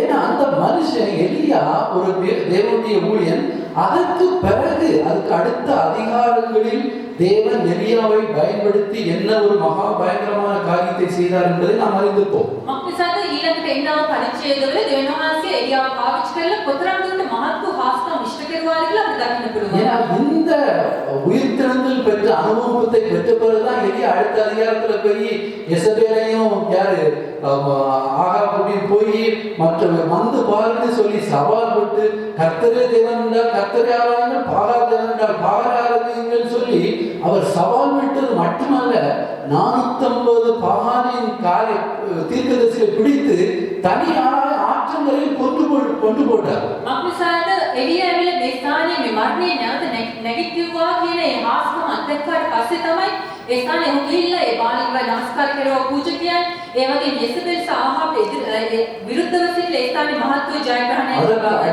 அதுக்கு அடுத்த அதிகாரத்திலே 18வது அதிகாரத்திலிருந்து எழுதப்பட்ட வாசித்தாலே உங்களுக்கு இந்த சம்பவம் தான் இருக்கிறது. ඊළඟට පරිච්ඡේදයේ 18 වෙනි පරිච්ඡේදයේ සිට ඔබ කියවනවා නම් මේක තමයි ලියන්න වෙන්නේ. அக்கினியால் கொடுக்கும் பதில் கொடுக்கும் தேவனே தேவன் என்று ஒரு பெரிய ஒரு வீரனாக எழும்பி நின்று ஒரு பெரிய கர்த்தருக்கு என்று ஒரு சம்பவத்தை செய்த காரியம் அதற்கு பிறகாக எழுதப்பட்டுள்ளது. ඒ ස්වාමීන් වහන්සේ අපේ ගින්නෙන් ලැබෙන මේ ස්ථානයේ පිළිතුරු ලබා දෙයි කියලා ඒ ස්ථානයේ ඔහු කෙරුවේ මහත් වූ කාරණාවක් මේ ස්ථානයේ ලියා තිබෙනවා. இந்த பலத்தை எலியாவுக்கு கொடுக்க தேவன் இந்த வீட்டில் இந்த மகனை தங்க வைத்திருக்கிறார். මේ දේවල් මේ ක්‍රියාවන් එලියා ලවා කරවන පිණිස ස්වාමීන් වහන්සේ මේ දරුවා මේ මනුෂ්‍යව මේ ස්ථානයේ තබා இந்த பலம் 450 பேரை தனியா பிடித்து கொல்லக்கூடிய இந்த எலியாவுக்கு ஒரு அரசாற்றலுக்கும் ஒரு எசபேலுக்கும் எதிராக நின்று தனியாராக இவ்வளவு துணிகரமாக செய்யக்கூடிய பலம் எங்கிருந்து வந்தது? මේ බාල්ට සේවය කරන්නා වූ 450 දෙනෙක්ව තනියම සිට ඔහුට විරුද්ධව සිට ජය ගන්න බලය කොහෙන්ද ඔහුට පැමිණියේ? துணிவு எங்கிருந்து வந்தது? ඒ නිර්භීතභාවය කොහෙන්ද පැමිණියේ? இந்த ஏழை விதவை வீட்டில் எழுதப்பட்டிருக்கிறது, வாசியுங்கள். මේ වැඳපු ස්ත්‍රියගේ නිවසේ සිට 19வது வசனத்திலிருந்து எழுதப்பட்டிருக்கு, உன்னுடைய பிள்ளை எங்க கொண்டு வான்னு சொல்றாரு. 19 වෙනි වචනයේ සිට எடுத்துட்டு லாப்டுக்கு போறாரு. ඒ ස්ථානයේ ඒ දරුවා වරගෙන තමන් அங்க போய் தேவன்ட்ட போராடுற எனக்கு பஞ்சத்துல நான் கிடந்த ஆளை என்னை கவனிக்கிறதுக்கு இந்த ஏழை விதவைகளுக்கு வைத்தீரே, இந்த ஏழை விதவைக்கு இப்படிப்பட்ட ஒரு பிள்ளையை சாகடிச்சு இப்படிப்பட்ட ஒரு துன்பத்தை நீ கொடுக்க வேண்டுமான்னு கடவுள்கிட்ட அவர் போராடுறாரு. ඒ ස්ථානයේ දෙවියන් වහන්සේ සමග පොරබදනවා මේ ස්ථානයේ මට කුසගින ලිමන්ඩ මේ ස්ත්‍රිය මට දුන්නා මේ කරුණාවට ඇයි ඇයට මේ ආකාරයෙන් කෙරුවේ? பாருங்க, இதுவரைக்கும் மரித்தவன் உயிர்த்தெழுந்த சம்பவம் வேதாமத்தில் இல்லை. මේ තාක්තරට මේ වචනේ සිටුේෂන් එක එන තාක්තරට මිය ගිය කෙනෙක් නැවත නැගිටිනා කියලා எலியாவும் தன்னுடைய வாழ்க்கையில செய்ததில்லை. එලියා තමයි ජීවිතය ආකාරව දෙයක් ඉෂ්ට කරලා නැහැ. இப்படி ஒரு அற்புதம் நடக்க வாய்ப்பு இருக்கிறது என்பது எழுதப்படல. මේ ආකාරව දෙයක් සිදු වෙන්න පුළුවන් කියලාවත් කොහෙවත් ලියන්නේ නැහැ. ஆனா முதல் முறையா எலியா பச்சை குழந்தை மாதிரி குழந்தை மேல விழுந்து அழுறாரு. නමුත් ප්‍රථම වතාවට එලියා ඇවිල්ලා ළමයාගේ පිට වැටිලා ඒ ස්ථානේ අඬනවා. 21 வசனத்திற்கு அந்த பிள்ளையினை 3 தரம் குப்புற விழுந்து என் தேவனாகிய கர்த்தாவே இந்த பிள்ளையின் ஆத்மா அவனுக்கு திரும்பி வர பண்ணும் என்று கர்த்தரை நோக்கி விண்ணப்பம் பண்ணினான். 21 වෙනි වචනය. அப்பொழுது எலியாவின் சத்தத்தை கேட்டு பிள்ளையுடைய ஆத்மா அவனுக்குள் திரும்பி வந்தது, அவன் பிழைத்தான். එවිට සම්හාසේ එලියාගේ හඬට ඇහුම්කන් දුන්සේක ළමයාගේ ප්‍රාණය නැවත ඔහු තුළට පැමිණ ඔහු ජීවත් தன்னுடைய වුණා. வாழ்க்கையில் இதுவரைக்கும் சரித்திரம் கேள்விப்படாத முதல் உயிர்த்தெழுதல் அற்புதத்தை எலியா தன் கண்ணால் பார்க்கிறார். ඉතිහාසයේ මේ තාක්ෂණයට කිසිම තැනක ලියා නැති හාස්කමක් එලියා තමන්ගේ දැස් වලින් දකිනවා. இந்த பலன் தான் அடுத்த அதிகாரத்துல எலியாவை போய் எசபேல வந்து பாருன்னு நிக்கிறார். මේ දුන්නා මේ ශක්තිය තමයි ඊළඟ පරිච්ඡේදයේ යෙසබෙල් ගිහිලා ඔහු අභියෝග කරන්නේ. இந்த பலத்தை எலியாவுக்கு கொடுக்கிறதுக்காக தேவன் இந்த ஏழை சாரிபாத் விதவையின் பிள்ளையை பயன்படுத்துகிறார். මේ ධෛර්යය එලියාට ලබා දෙන පිණිස ස්වාමීන් වහන්සේ මේ වන්දක ස්ත්‍රිය සහ ඇගේ දරුවාව පාවිච්චි කරනවා. ஆனா இந்த ஏழை விதவைக்கு இதெல்லாம் தெரிந்திருக்குமா? නමුත් මේ ස්ත්‍රියට මේක දන්නව ඇති. அவள் பிள்ளை வேதனையின் வழியாக போகும் பொழுது அவளுக்கு தெரிஞ்சதுன்னா அவள் எலியாட்ட வந்து தேவனுடைய மனுஷனே எனக்கு உமக்கு என்ன என் அக்கிரமத்தை நினைக்க பண்ணி என் குமாரனை சாக பண்ணுறதுக்காக வந்து அங்க போய் சண்டை பிடிச்சு கொடுக்குறா, சண்டை போடுறா. නමුත් 18 වෙනි වචනේ මේ ස්ත්‍රියට මේක දන්න එලියාට සම්පූර්ණ ඒ සානේ විවාද කරමින් සිටිනවා. பிரியமானவர்களே, நம்முடைய வாழ்க்கை இப்படிப்பட்ட ஒரு பக்கம் ஆசீர்வாதம், ஒரு பக்கம் காயப்பட்ட வழியாக போகும் பொழுது பதில் தெரியாது. අපේ ජීවිතයේදී එක පැත්තකින් ආශිර්වාදය තවත් පැත්තකින් ඇවිල්ලා තුවාල ලබන්නා වූ මාර්ගයකට අපි යන විදිහදී ඒකට අපිට හේතුව දන්නේ නැහැ. ஏன் என்ற கேள்விக்கு இந்த சகோதரியை போல் நமக்கும் கிடைக்க போவதில்லை. ඇයි කියන ප්‍රශ්නෙට මේ ස්ත්‍රියට වගේම අපිට පිළිතුරක් ලැබෙන්නේ නැහැ. ஆனால் தேவன் ஒருவரே அறிவார். නමුත් ස්වාමීන් වහන්සේට පමණයි ඒක දන්නේ. எதற்காக இந்த காரியத்தை தேவன் நம்முடைய வாழ்க்கையில் அனுமதிக்கிறார் என்பதை. ඇයි මේ කාරණේ අපේ ජීවිතයේ ස්වාමීන් වහන්සේ අනුමත කරන්නේ? ஆக நாம் ஏன் எந்த வழியாக தேவன் அழைத்து போகிறேன் என்று அறிய ஆசைப்பட வேண்டியதில்லை.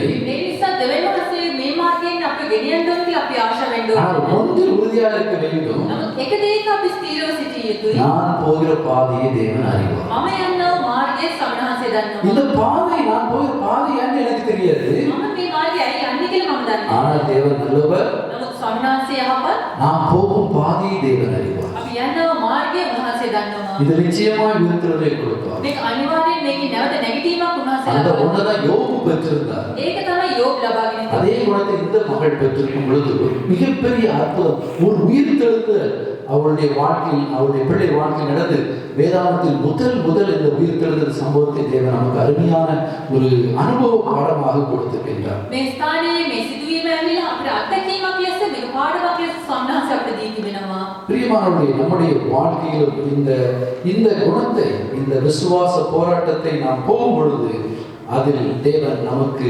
விசுவாசத்தின் ஒரு உச்ச நிலைமைக்கு நம்மளை பலப்படுத்தவே தேவன் அனுமதிக்கிறார். அது மட்டுமல்ல, தேவன் நாம் போகிற பாதையை தேவன் அறிவார் என்ற நிச்சயத்தையும் நமக்கு கொடுக்கும் பொழுது தேவன் நம்முடைய வாழ்க்கையிலும் இப்படிப்பட்ட உயிர்த்தெழுதல் சம்பவங்களை தேவன் நிச்சயமாக அதிசயங்களை காண செய்வார். දෙවියන් වහන්සේ අපි විශ්වාස කරගෙන උන්වහන්සේ තමයි මේ මාර්ගය අපව ගෙනියන්නේ. උන්වහන්සේ ඉෂ්ට කරගෙන සිටින විදිහදී උන්වහන්සේ අත්දැකීම අපිට ලබා දෙන්න යනවා. கடைசியாக இந்த சம்பவத்தின் கடைசி வசனம் எழுதியிருக்கிறது. අවසානයේට நான் 10 காரியங்கள் நேரம் இல்லாத நான் வேகமாக எல்லாவற்றையும் சுருக்கி அந்த வசனத்தோடு முடிக்கிறேன். 24வது வசனத்தில் எழுதப்பட்டிருக்கிறது. 24 වෙනි වචනය. அப்பொழுது அந்த ஸ்திரீ எலியாவை நோக்கி, நீ தேவனுடைய மனுஷன் என்றும் உம்முடைய வாயிலிருந்து பிறக்கும் கர்த்தரின் வார்த்தையே உண்மை என்றும் இது நான் இப்பொழுது அறிந்திருக்கிறேன் என்றார். 24 වෙනි වචනය. பிரியமானவர்களே, இவள் எத்தனையோ இஸ்ரவேலின் தேவனை அறிந்து புறஜாதியான ஒரு ஸ்திரியாக இருந்தும் அவள் கர்த்தரை பற்றி கர்த்தரை ஒரு தேவனாக பணிந்து வந்த ஒரு மகள் தான். මේ අන්‍ය ජාතියේ ස්ත්‍රියක සිටිය වුණත් ස්වාමීන් වහන්සේට නමස්කාර කරවව දරුවෙක් සිටියා. ஆனால் தன்னுடைய வாழ்க்கையில் இப்படிப்பட்ட ஒரு விசுவாச போராட்டத்தின் வழியாக கடந்து கர்த்தரின் கரத்தை அவர் கண்ட பிறகு அவர் சொல்றார், இப்போ நான் ஆயுதம் இல்லையா, இப்போ எனக்கு தெரியும் கர்த்தர் எவ்வளவு உண்மை உள்ளவராக இருந்து அவர் இருப்பது என்னுடைய வாழ்க்கையில் அவர் என்னை தயவுள்ளவராக என்னை பார்த்து என்னுடைய வாழ்க்கையில் அவள் என்னுடைய ஆசீர்வாதத்துக்காம் என்னுடைய நன்மைக்காம் எவ்வளவு உண்மையாக இருக்கிறார் என்பதை இப்பொழுது நான் அறிந்திருக்கிறேன். ඇය ගියාවු ඒ මාර්ගයේ අත්දැකීමෙන් පස්සේ ඇය පවසනවා මම දන්නවා දෙවියන් වහන්සේගේ වචනේ කෙතරම් සැබෑද උන්වහන්සේ කොයි ආකාරව හාස්කම් කළ හැකිද උන්වහන්සේගේ වචනේ බලය දැන් මම දන්නවා කියලා ඇය පවසනවා. கர்த்தருடைய வார்த்தையும் உண்மை உள்ளது. දෙවියන් වහන්සේගේ වචනේ සැබෑව. இந்த உலகத்துல நாம் உண்மை இல்லாத காரியங்களை உண்மையாக மாற்றி அதை நம்பக்கூடிய வகையில் இந்த உலகத்தின் எல்லா காரியங்களும் நம்மை இழுத்து செல்கிறது. මේ ලෝකේ සැබෑ නොවුනවද සැබෑව දේවල් විදිහට මාරු කරලා ඒක අපව විශ්වාස කරන්න තබල ඒ මාර්ගය අපව ගෙන இந்த යනවා. நவீன உலகத்தில் அறிவியல் அதிகமாக வளர்ச்சி அடைந்த காலம், சோசியல் மீடியா அதிகமாக வளர்ந்த இந்த காலத்தில் நம்மை சுற்றிலும் ஒரு மாயமான அல்லது ஒரு மாயமான தோற்றத்தை, ஒரு அனுபவத்தை உருவாக்கி இதுதான் உண்மை என்று சத்ருவானவன் என்று தேவ பிள்ளைகளையும் வஞ்சித்துக் கொண்டு போயிருக்கிற ஒரு காலகட்டத்தில் நாம் வாழ்கிறோம். අපි ඇවිල්ලා තාක්ෂණයේ දියුණුනා වූ නැත්නම් වෙන වෙන දේවල් ආවා වූ ජීවිතයක මායාවක් ලෙස අපි ජීවත් වෙනා වූ කාලයක අපි ජීවත් වෙනවා. அப்படி இருக்கின்ற இந்த காலகட்டத்தில் ඒ ආකාර වූ කාල වේලාවකදී தேவன் நம்மை கொண்டு போகிற இந்த அனுபவங்களின் மூலமாக දෙවියන් වහන්සේ අප ගෙන යනවා වූ මේ ආකාර වූ අත්දැකීම් මාර්ගයෙන් தேவன் எவ்வளவு உண்மை உள்ளவர், දෙවියන් වහන්සේ කෙතරම් සත්‍යයිද, இந்த வார்த்தை எவ்வளவு உண்மை உள்ளது என்று ஒவ்வொருவருக்கும் தனிப்பட்ட அனுபவமாக தேவன் கொடுக்கின்றார். දෙවියන් වහන්සේගේ වචනේ කෙතරම් සත්‍යයිද කියලා හැමදෙනාටම පෞද්ගලික ලෙස දෙවියන් වහන්සේ අත්දැකීම ලබා දෙනවා. அதைத்தான் இந்த கடைசியாக இந்த மகள் இந்த வார்த்தையை சொல்லி இப்பொழுது நான் அறிவேன் கர்த்தருடைய வார்த்தை எவ்வளவு உண்மை உள்ளது என்பது. ඒ නිසා තමයි අවසාන වතාවට මේ වචනේ පවසන්නේ දෙවියන් වහන්සේගේ මුඛයෙන් එන්නා ඔය වචනය ඇවිල්ලා සත්‍යයි කියලා. அது மட்டுமல்ல, அது மூலமாக இந்த சம்பவத்தின் மூலமாக அந்த மகள் தேவனுடைய அன்பையும் தேவனுடைய கரத்தின் வல்லமையும் அறிந்து கொள்கிறார். ඒ පමණක් නෙවෙයි ඒ දෙවියන් වහන්සේගේ ප්‍රේමය, දෙවියන් වහන්සේගේ දෑතින් එන ඔය ආස්කමත් බලයත් ඇය අත්දකිනවා.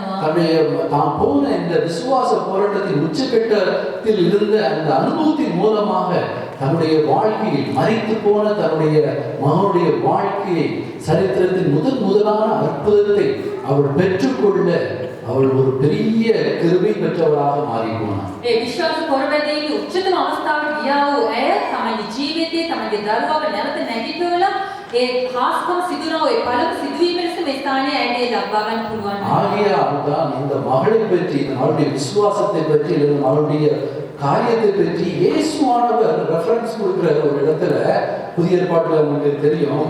நீங்க லூக்கா 4வது அதிகாரத்துல அவர் பிறந்து வளர்ந்த இந்த நாசரேத் ஊர்ல என்ன செய்ய மாட்டேங்கிறாங்க, அவரை ஒழுங்கா விசுவாசிக்க மாட்டாங்க இல்லையா? ඒ නිසා තමයි ලූක් 4 වෙනි පරිච්ඡේදයේ යේසුස් වහන්සේම මේ ස්ත්‍රියගෙන ඒ ස්ථානයේ සාක්ෂි ලබා දෙන්නේ. அவர் வளர்கின்ற ஊர்ல அவர் விசுவாசிக்கிறது அவர் எழுதப்பட்டிருக்கிறது அவரா. උන්වහන්සේ ජීවත් වුණා වූ උන්වහන්සේ ඉපදුනා වූ ඒ නාසරෙත් නුවරම උන්වහන්සේ විශ්වාස කරන්නේ නැහැ. அப்பதான் அவருடைய அவிசுவாசத்தை பார்த்துட்டு தேவன் ஒரு சேலஞ்ச் பண்றாரு. லூக்கா 4வது அதிகாரம் 26வது அதிகாரத்தில் லூக்கா 4வது அதிகாரம் 26வது வசனம். ලූක් 4 වෙනි පරිච්ඡේදයේ 26 වෙනි වචනය. ஆயினும் இயேசுவானவர் சொல்றாரு, அவருடைய அவிசுவாசத்தை பார்த்துட்டு சொல்றாரு, ஆயினும் எலியா சீதோன் நாட்டில் உள்ள சரப்தா ஊரில் இருந்த, சரப்தாங்கிறது தான் சாரிபாத், அது ஆங்கில வேதாந்தத்தில் எல்லாத்துலேயுமே சாரிபாத் தான் இருக்கு. இது ஒரிஜினலா முதல்ல கிங் ஜேம்ஸ் வெர்ஷன்ல இருந்து டிரான்ஸ்லேட் பண்ணப்பட்ட வேதாந்தம், அதனால தமிழ்ல சரப்தான் எழுதப்பட்டிருக்கு, ஆங்கிலத்தில் சாரிபாத். அவர் சொல்றார் இயேசுவானவர், ஆயினும் எலியா சீதோன் நாட்டில் உள்ள சாரிபாத் ஊரில் இருந்த ஒரு விதவையிடத்திற்கே அனுப்பப்பட்டானே அல்லாமல் மற்றொரு இடத்திலும் அனுப்பப்படவில்லை என்று இயேசுவானவர் சொல்கிறார். யாரை பார்த்து? யூதர்களை பார்த்து. මේ ස්ථානයේ ලූක් 4 වෙනි පරිච්ඡේදයේ 24 සිට 26 දක්වා වචනේ උන්වහන්සේ පවසනවා අනාගත වක්ත කෙනෙකු තමන්ගේම දේශයේදී විශ්වාස කරන්න ඒ නිසා තමයි එලියාව අන්‍ය ජාතික ස්ත්‍රියක් ළඟට යවන්නේ. இந்த மகள் ஒரு யூதர் அல்லாத ஒரு பெண். මේ ස්ත්‍රිය යුද ස්ත්‍රියක් නොවේ. ஆனா இயேசுவானவர் யூதர்களிடம் யூதர் அல்லாத பெண்ணுடைய விசுவாசத்தையும் அவருடைய காரியத்தையும் சொல்லி அவர் எச்சரிக்கையாக சொல்றார். නමුත් යේසුස් වහන්සේ ඒ යුදවන් මැදේ අන්‍ය ජාතික ස්ත්‍රියක් වූ ඇයගේ කාරණාවන් කියලා උන්ට අනතුරු ඇගීමක් ලෙස පවසනවා. அப்படி என்றால் பிரியமானவர்களே, இந்த வேதாகமத்தில் நடந்த இந்த முதல் அற்புதத்தின் மூலமாக தேவன் நம்முடைய வாழ்க்கையில் என்ன கற்றுக் கொடுக்கின்றார்? මේ වචනේ මේ දෙවියන් වහන්සේගේ වචනේ සිදුන මේ පළවෙනි හාස්කම් මාර්ගයේ දෙවියන් වහන්සේ කුමක්ද අපිට කියලා දෙන්නේ?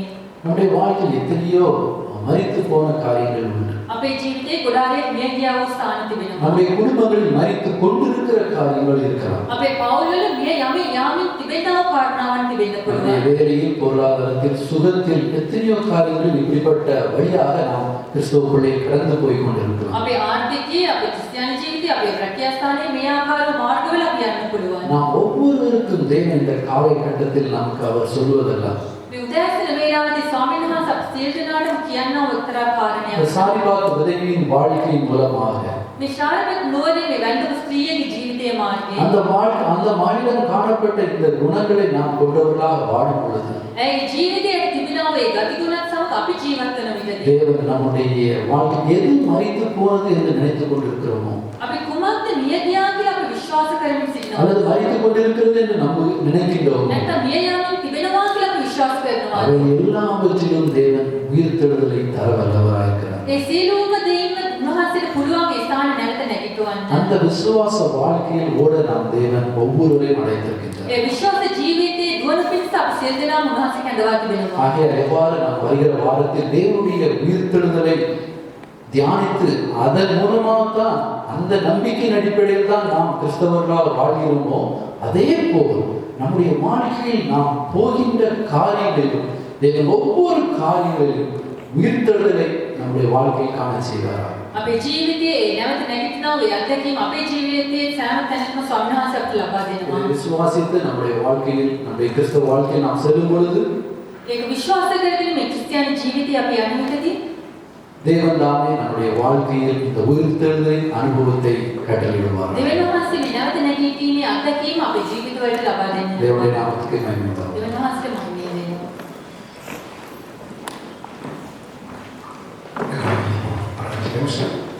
கொஞ்சம் நேரம் மனம் விட்டு ஆண்டவரோடு நீங்க பேச போறீங்க. நாங்க பேசணும். எத்தனை பயமாச்சு. அந்த வசனத்தை கேட்டு இருக்கிறோம்.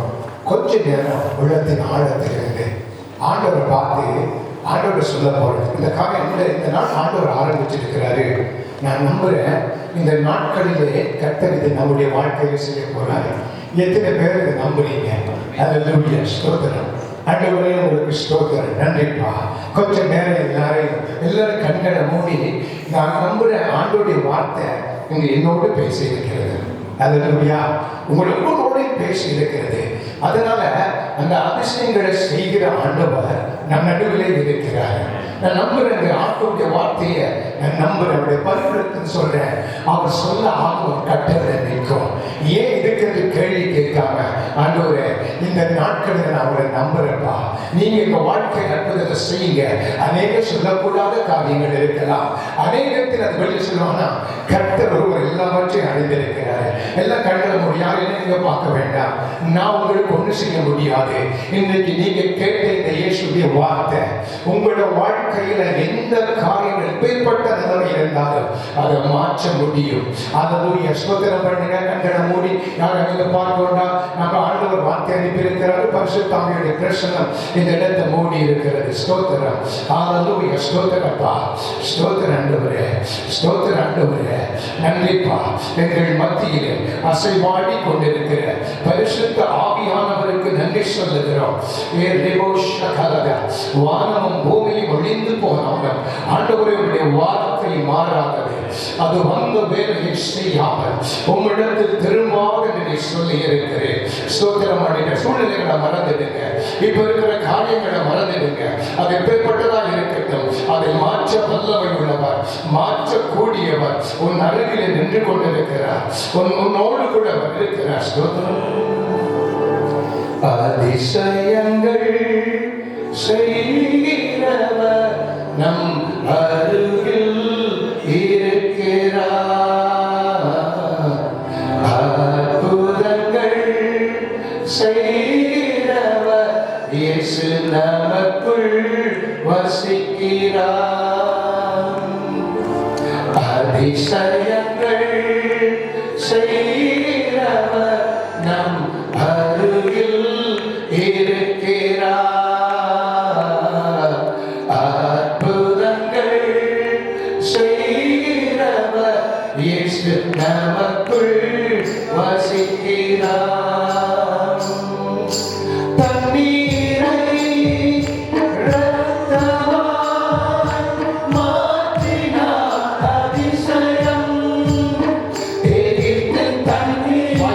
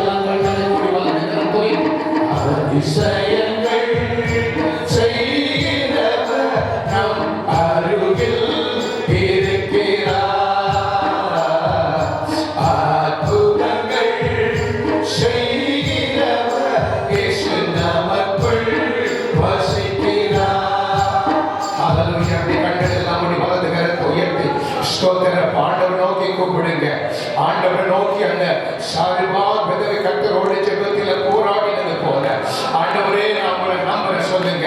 பரிசுத்த ஆவியானவரே, வார்த்தையை உறுதிப்படுத்துகிற ஆவியானவர், வசனத்திற்கான நடுவிலே இறங்கி இருக்கிறவர். ஸ்தோத்திரம் அளிப்பீங்க. அது நடக்காதுன்னு சொல்லாதீங்க. அதை நடப்பிக்கிற கர்த்தராக இயேசுவின் மேலே உன் கண்களை வைப்பாயாக, உன் எண்ணத்தை வைப்பாயாக, உன் இருதயத்தை திருப்புவாயாக. ஷகலபா துரிபலபா ரியதுனி மல்கதனபா ஆண்டவரை பார்த்து ஸ்தோத்திரம் நீங்க பார்க்க வேண்டாம். இயேசுவின் நாமத்தினாலே, இயேசுவின் நாமத்தினாலே ஆண்டவரே நீங்க செய்கிற காரியங்களை நாங்கள் அறிய முடியாது. ஆனால் கர்த்தர் அறிந்திருக்கிறேன். இப்பொழுதே இயேசுவின் நாமத்தினாலே கர்த்தருடைய சித்தம் இங்கே வந்திருக்கிற ஒவ்வொரு பிள்ளைகள் வாழ்க்கையில் நிறைவேறுவதாக. இதற்காக போகிற அத்தனை பாதைகளும் கர்த்தருடைய கிருபை பெருகுவதாக. கொஞ்ச நேரம் ஜெபம் பண்ணுங்க. கொஞ்ச நேரம் கண்களை மூடி ஜெபம் பண்ணுங்க. ரவலாதிய புரவா சந்தனவலா. நம்முடைய ஆண்டவர் மரித்தவர் அல்ல, மரித்தார். அவனது உயிரோடு எழுந்தார். இன்றைக்கு வாழ்ந்து கொண்டிருக்கிறார். ஸ்தோத்திரம் பண்ணுங்க, ஸ்தோத்திரம் பண்ணுங்க. நீடலவோ சகலவா இயேசுவே நன்றிப்பா. அந்த ஏழை விதவை தாய் வாழ்க்கையிலே கர்த்தர் அற்புதத்தை செய்தாரா. இன்றைக்கு என்னுடைய உங்களுடைய வாழ்க்கையிலே மாற்றங்களை கொண்டு வர அவராலே முடியும், அவராலே முடியும். இது அவருடைய வார்த்தை. இந்த வார்த்தைக்குள் ஜீவன் இருக்கிறது. இந்த ஜீவன் நமக்கு விடுதலையை கொண்டு வரும். தலைகளாக இருந்தாலும் தேவனை நேராய் மாற்ற முடியும். அவமா துணவலா சக நம்புங்க.